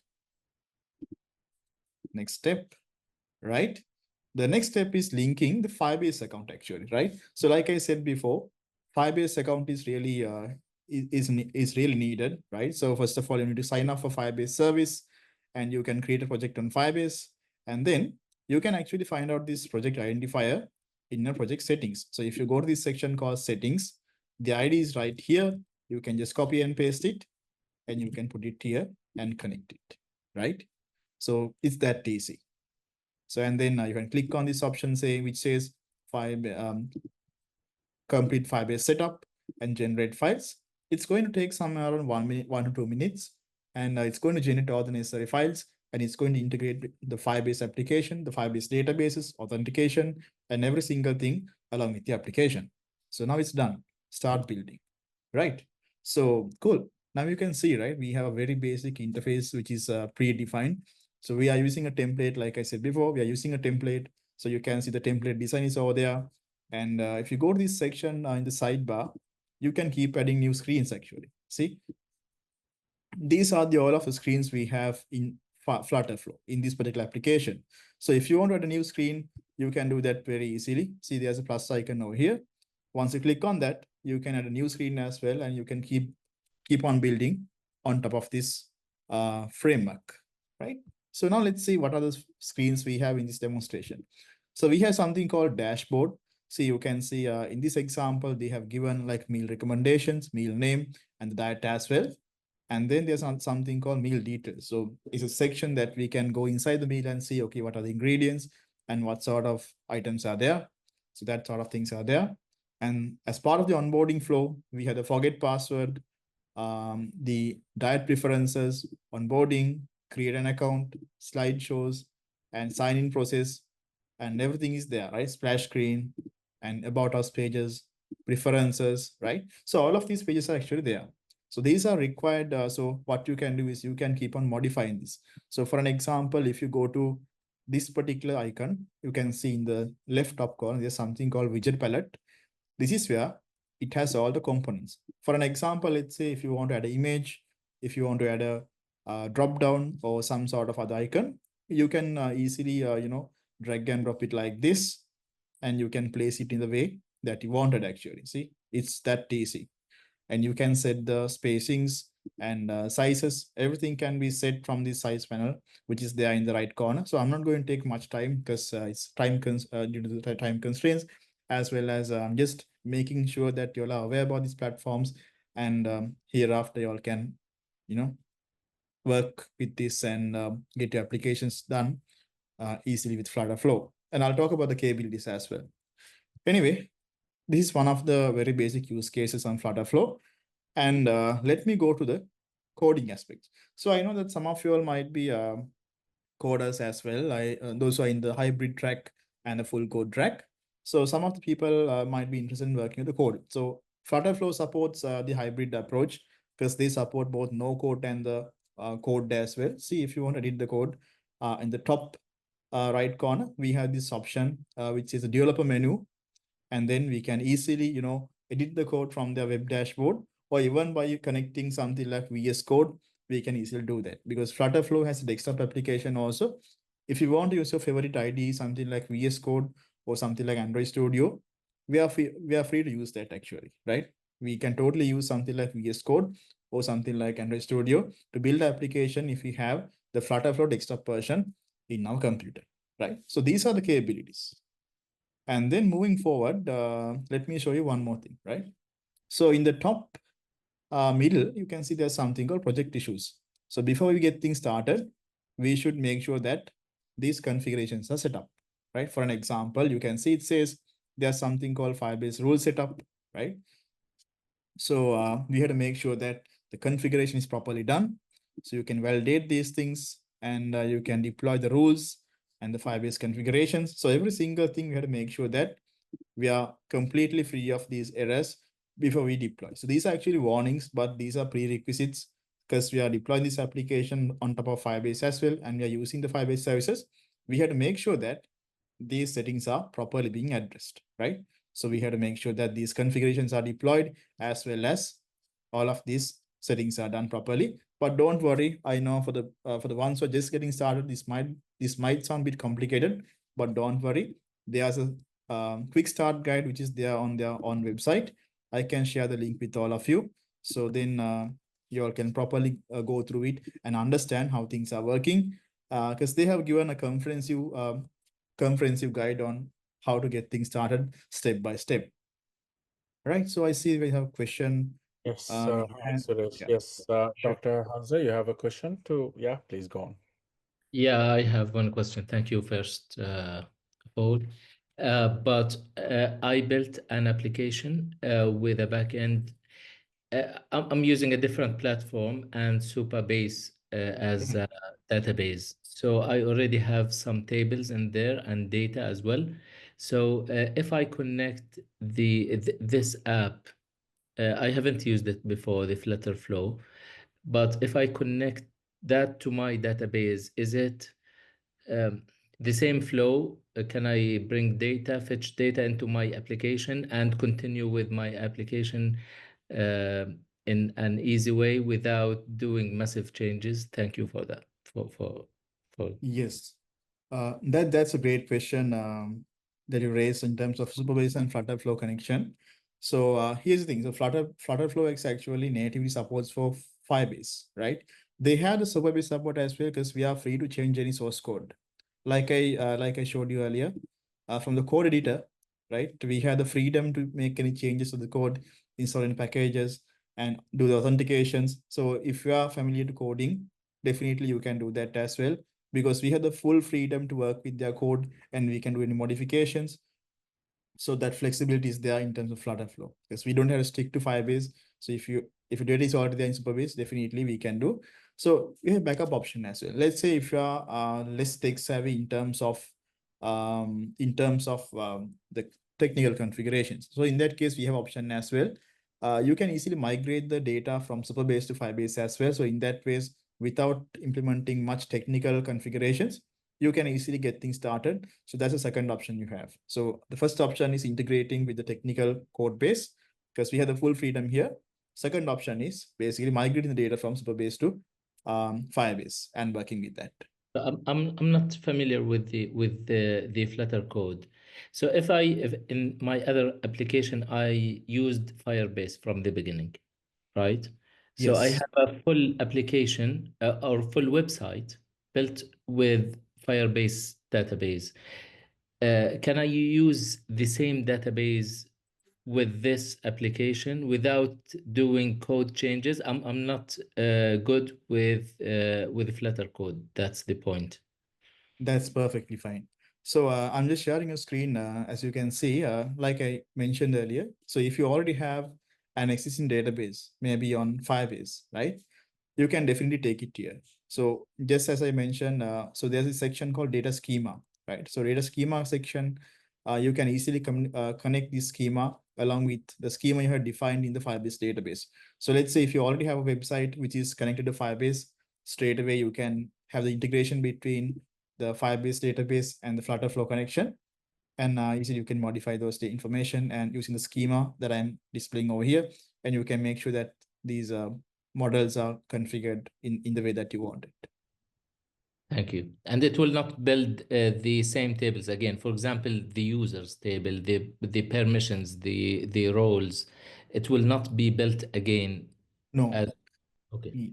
Yeah. So you can actually define the schema over here, the exact schema, the exact same schema that you already have in that particular database. So you can define it over here, and accordingly it should work actually. So, but you have to make sure that the exact configuration, the exact rows and columns, the exact columns are defined properly along with the data types, just like this. Thank you so much. Thank you. Thank you. Right. So I'll show you one more possibility, right? So now I know that all of you are wondering that how to run this kind of application. So we have multiple ways actually.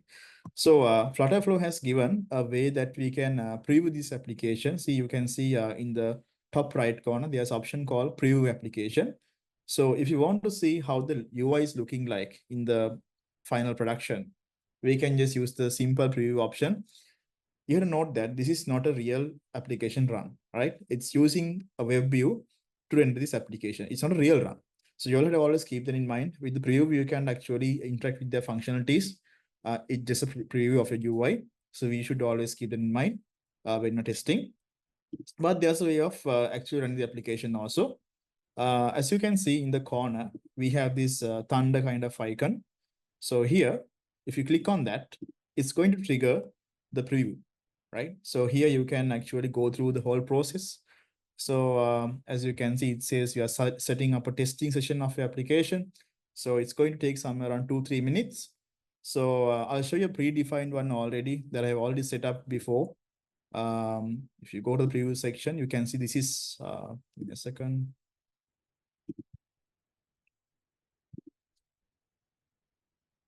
Yeah, it's configuring is pretty fast actually. So let's wait for another few seconds and see.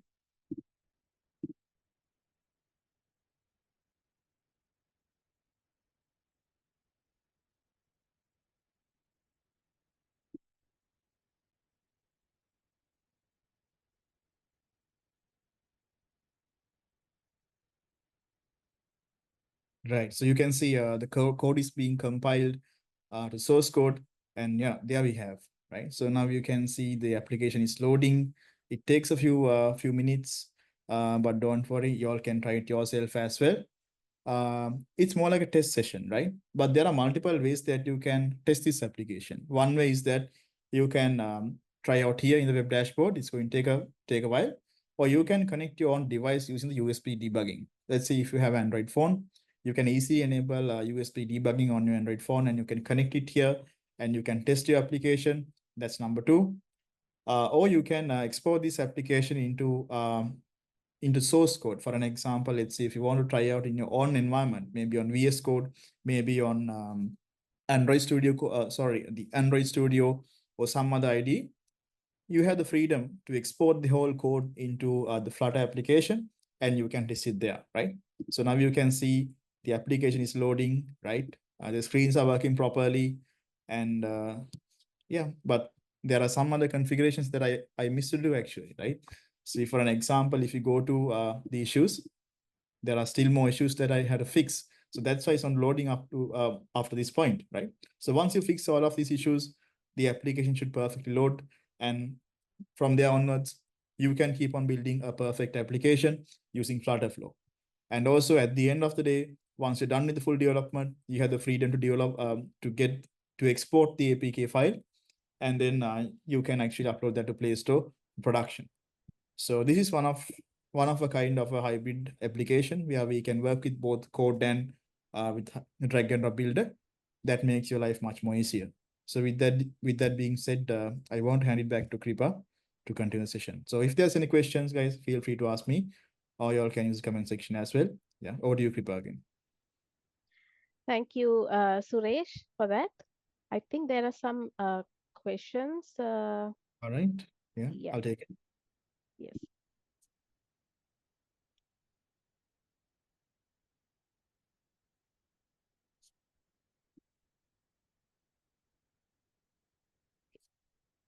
Was it Emmanuel?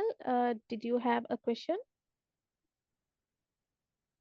Yeah, thank you very much for this insightful session. So I wanted to ask, the Flutter Flow, is it completely free to use, or do they have like a freemium package, but then if you want to access some certain features, you have to pay? Because it sounds really good, and I would like to explore them.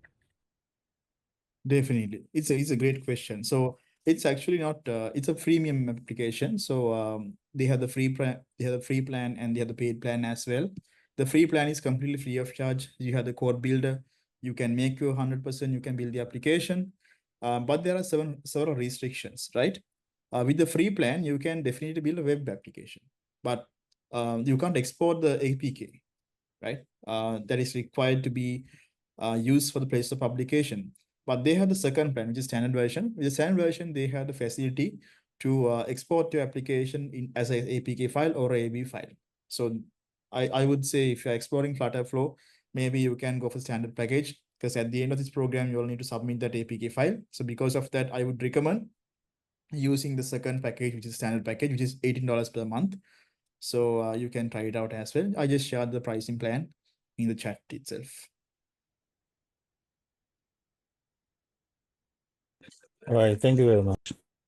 You're welcome. Okay, thank you, Emmanuel, for that question, and thank you, Suresh, for your hands-on on Flutterflow and then delving into a lot of detail regarding the platform. Okay, so let's move on.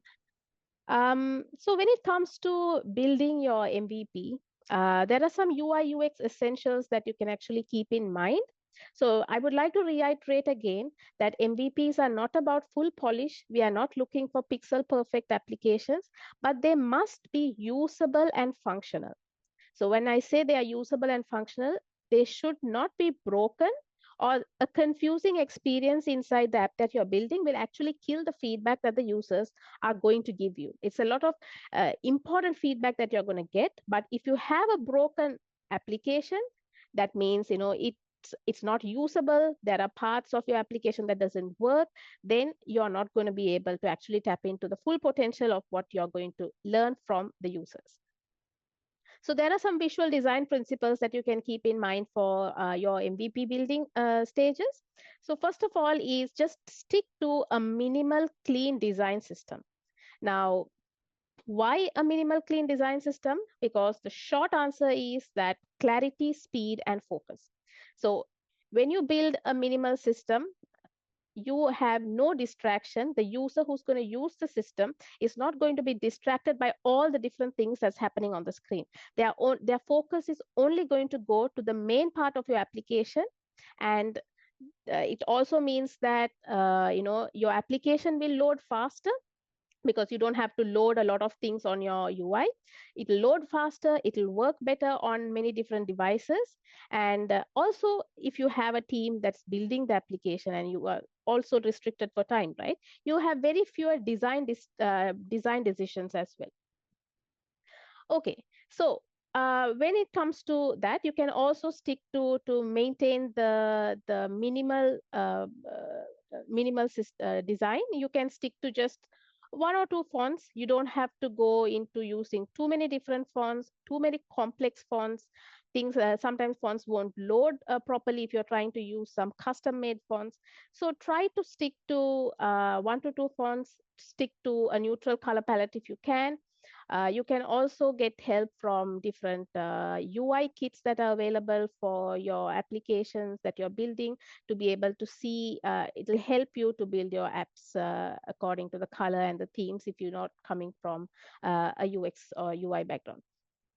And when we actually build an application, we don't really want to have too many things going on. We need to we need to ensure there is some consistency.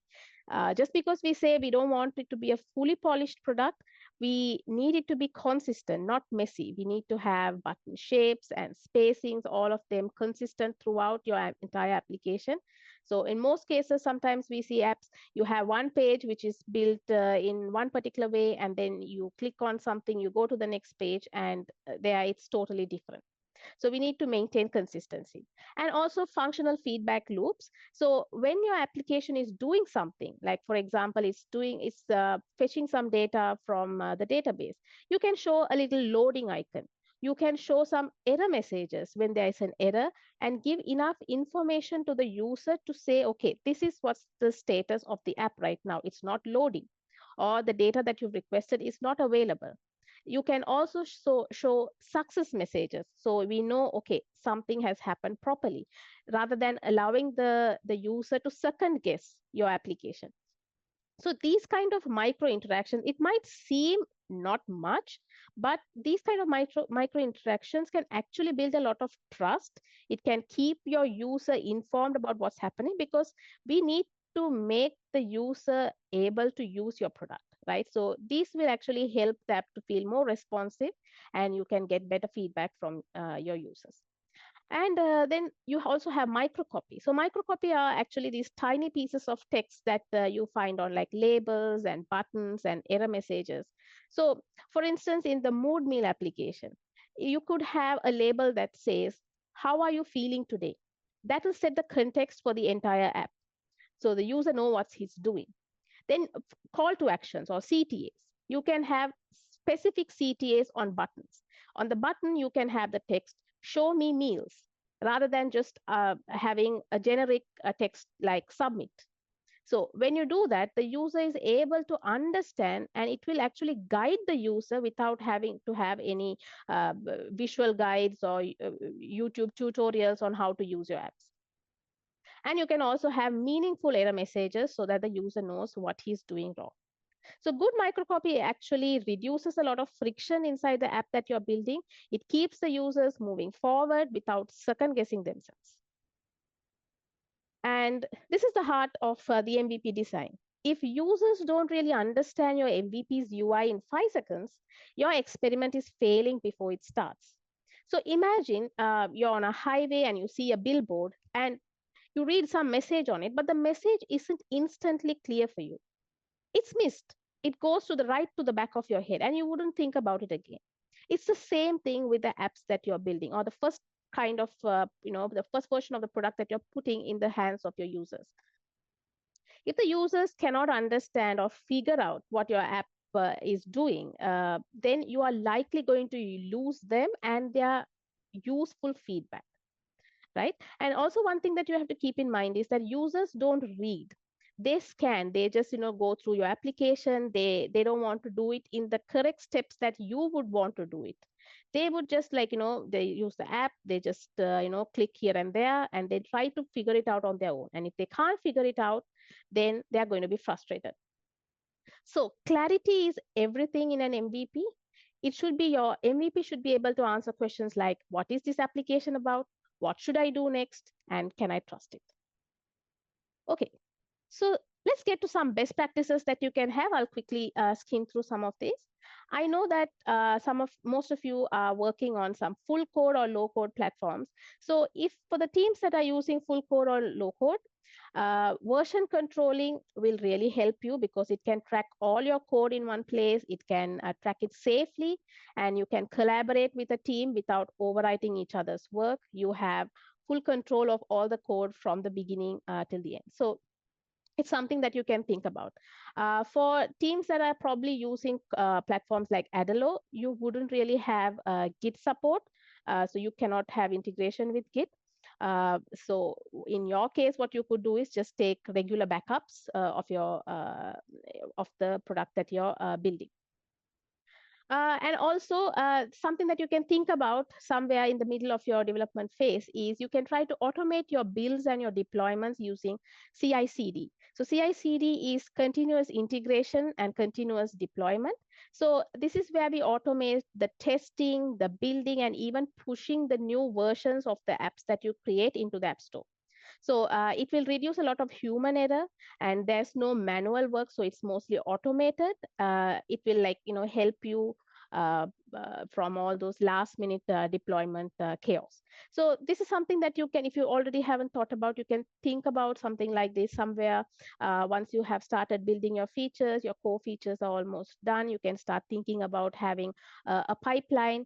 Mostly for your MVP, you might do manual deployments, but you can think about this for the future of your journey. And for no-code users who are actually having a future migration in mind. So what I mean by this is you're using a no-code platform right now, but later on you decide that, okay, I need to move into something better or something that gives me a lot of control over the code that I own. So in that case, some of the things that you can be proactive about right now is that you try to limit the platform specific features as best as possible. So try to avoid complex UI workflows. So, you don't try to make your UIs complex. It'll be hard to replicate them later. Adalo, for example, has some specific features like maybe push notifications, which is tied to their own platform. So if you try to move from this platform into another platform later on, you cannot do this migration easy.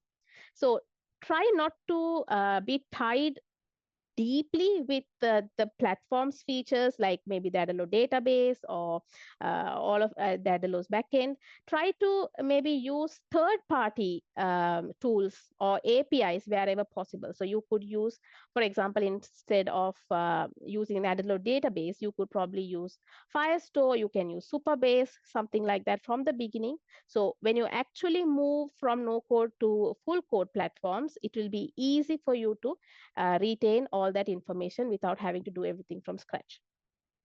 And design clear data structures. So whenever you're building your database and your data structures, make it very clear. So when developers move your code from one platform to the other, it will be easy for them too. All right. So with that, we actually come to the end of this session. So if there's something that I want you to probably take away from this session, it's that build only what's necessary to learn, but not to impress. So we are trying to make this an activity where we try to learn what actually the users want, not what we think they want. So we try to learn from it. We don't have to make pixel perfect UIs. We just need to make sure that they are usable and they are functional. And speed matters more than perfection in MVPs in that case, because you have a deadline, you have like 45 days where you can get this out. And for those who are on the no code track, I don't want you to think that no code doesn't mean no ambition, right? Sometimes you might see, okay, full code guys are there working on full control of their code and all of that. But a no code platform is a great place for you to, start your app, because it's a launch pad. This is where you're actually going to test and validate whether your idea works, and based on the impact based on the feedback that you get, we can definitely move it from no code into another platform as and when we need it. And always use feedback like fuel. So you iterate, you don't wait. Keep the lean loop in your mind, the build, measure, learn, and then you can keep on iterating and learning and building until you end up with what you really wanted to end up with. So with that, thank you very much, everyone, for listening to me. I would like to now give the floor back to Fawaz.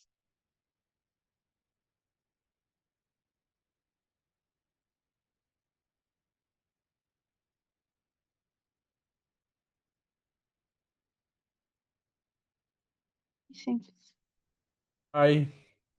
Right. It was a great session, and thank you, Kripa, for making an impact on how we can do. Right. You know what? Before we go to questions, let's make one thing very straightforward and clear. Team, let's be on the call on any further questions. But your task before the workshop 3, and make sure this is done. You should have started and developed your MVP and the key features in place. We talk about key feature MVP prioritization and all of it. So make sure that is in place, and your core user flow, right? Your navigation, main functionality, MVP being meaningful, so that we don't get a rejection from any app standpoint, Google or app review point. The app is not complete, or in terms of your entire user flow, has everything very clear. We don't debate any further in terms of whether this is an MVP feature or not. So make sure this is done, right? So this is for you to be part of workshop 3. This has to be completed.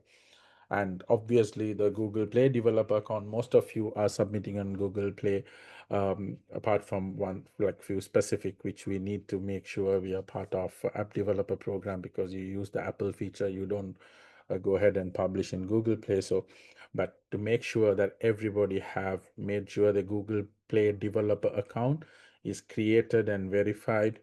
And if there's any alternative, if you have any challenges, please make sure you come back to us and we sit on with you and fix it.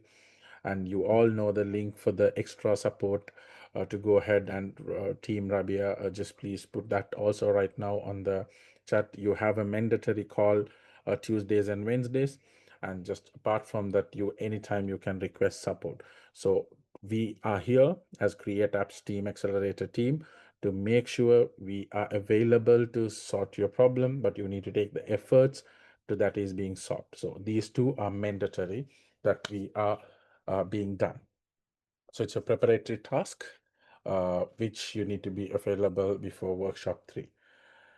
Brilliant. So with that, we will be also moving to make sure that we don't have any further challenges, right? Right. Any questions on this preparatory task? Anyone? Okay. Igman says, I can't find the link to book mentoring calls. Okay, we're going to put that on the WhatsApp group as well, and you will have it here too, right? Brilliant. Any other questions on this? Perfect. And of course, we do have a technical readiness. Your app should be built and run successfully on an emulator or real Android device. So make sure you're technically ready before the next week, before getting on the testing and the other phases. You invest this week time to identify, sort it, any challenges. This is the week of entrepreneur sleepless nights, right? And we are heading towards a deadline, and I have met people who have just passed the previous years of Accelerator. Today they are at different heights because the MVP was out there. They found an investor and all of it. I can tell you enough examples why you should have sleepless nights this couple of weeks to make this happen. And to early testing awareness based on your apps, based on your features, bit research on what is the manual testing option that you will have for your testing, and clear idea of what functionality well and what still needs work, what works perfectly well and what needs work, so that your next week workshop can be more supportive for you. And the basic guidelines of short videos, or the short video about testing practices. Review the basic guideline, just do a Google review. There will be a lot of examples of similar app that what has been done, right? So make sure we are all in place. So also track specific task, right? So if you are on no code, this is very simple. Implement the key features, use your selected platform. Your MVP is listed and you have the key features listed and created and it's working. Use the platform's preview or test mode to make sure you have been the test mode to simulate and you have experienced yourself. Without experiencing yourself, you don't really come to that, right? Only then you know the challenges, and make sure if there's any documentation, ability issues, and whatnot, right? So this is for the no code track. Now, if you're on full code, you should have the app running without a crash, maybe on a emulator or on the device. And at least one manual co-feature test should have been done, and the project structure should be very clean and easy to do. And if you're on hybrid, you should compile and run without crashing, because sometimes when you integrate multiple platforms as hybrid, probably low code and a backend coded, you will have when you compile and run, it might crash. It could have multiple reasons, right? But you have, like, let's figure it out together. You should know it's running or not running, and you should try your level best that it's actually running without crashing. So we are all ready to look at the next phase of this approach, right? And start noting down if there's any issues. Make sure you have a clarity, yeah, in terms of whatever. Right. Now, we all work towards best results, right? And those are your mandatory. It's your must. No way of not doing it. And that could question your commitment. And I'm sure all of you are, more than us, entrepreneurially, you want to see your app on these platforms. But there are a few things that you can make it on a greater results, best results. And go through the Google Play testing tracks, internal, closed, open testing. What are these? What are these words? What are the approaches, process? Do a little bit of reading so that you can really know what we are talking about. And just explore a few basic tools and frameworks, right? Firebase Test Lab, Espresso, Platform Preview tools. Just go based on your tracks, see what you can do. And just share one of your good friends or a person that you know, or you think that ideally potential client or a potential partner could be. Take them through this experience and ask them what it is for them, right? Let's make sure that we do that. Right, brilliant. Let's get into your Q&A, right? And please do scan, type in your question and answer so that we make sure that it's attended for sure. But feel free to like unmute your mic and ask question, use the chat. But also I would really encourage for you to scan and put your questions so that we don't really miss it. Yeah. Yes, team. It's for the Q&A. Let's deep dive. Any challenges, and please do make sure that you book your calls. Yeah. Yes, team. Any questions?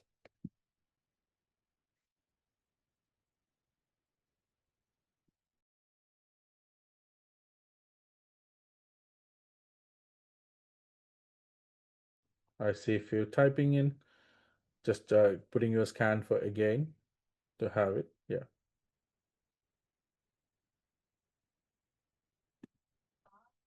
We don't have questions? Yeah, good. So we're all on track. Can I take it that way? A thumbs up? Okay. Should the next week deliverable include functional backend functions, or should a basic prototype of the UL be enough? No. If you are to be on track, you should have functional backend functions as well.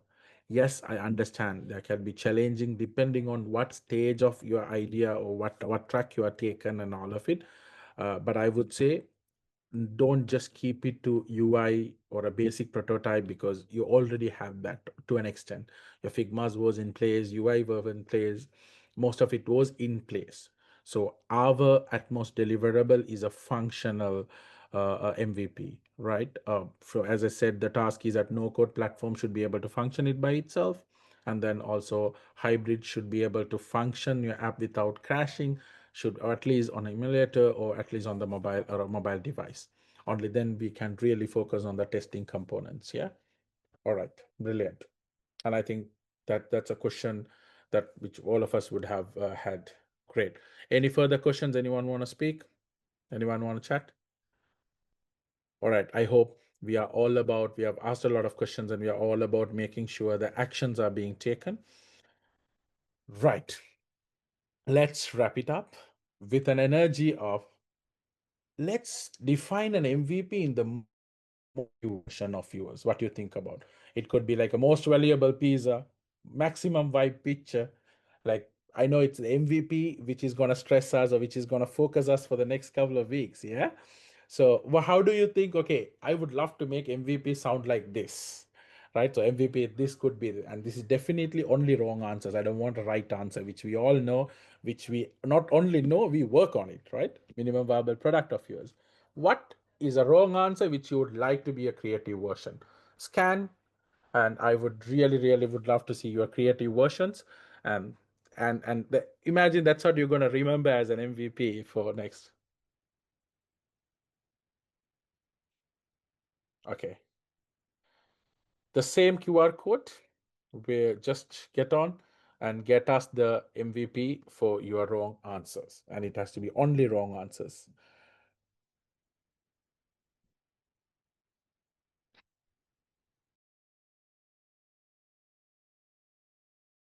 Menti.com, use the code.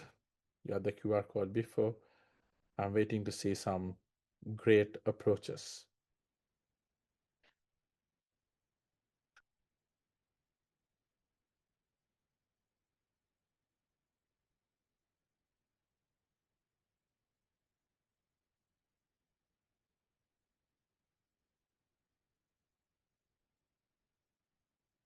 I'm waiting.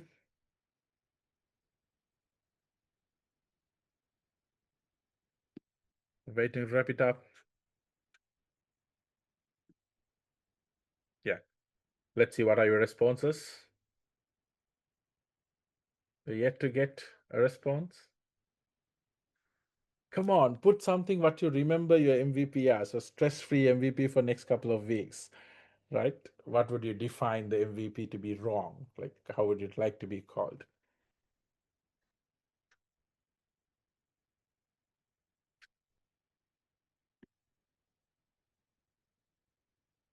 All right, I get it. Master of value pizza. Okay, I see MVP. Okay, my Valentine person. Wow, that would be a great approach to remember for sure. Yeah, my Valentine person is my MVP.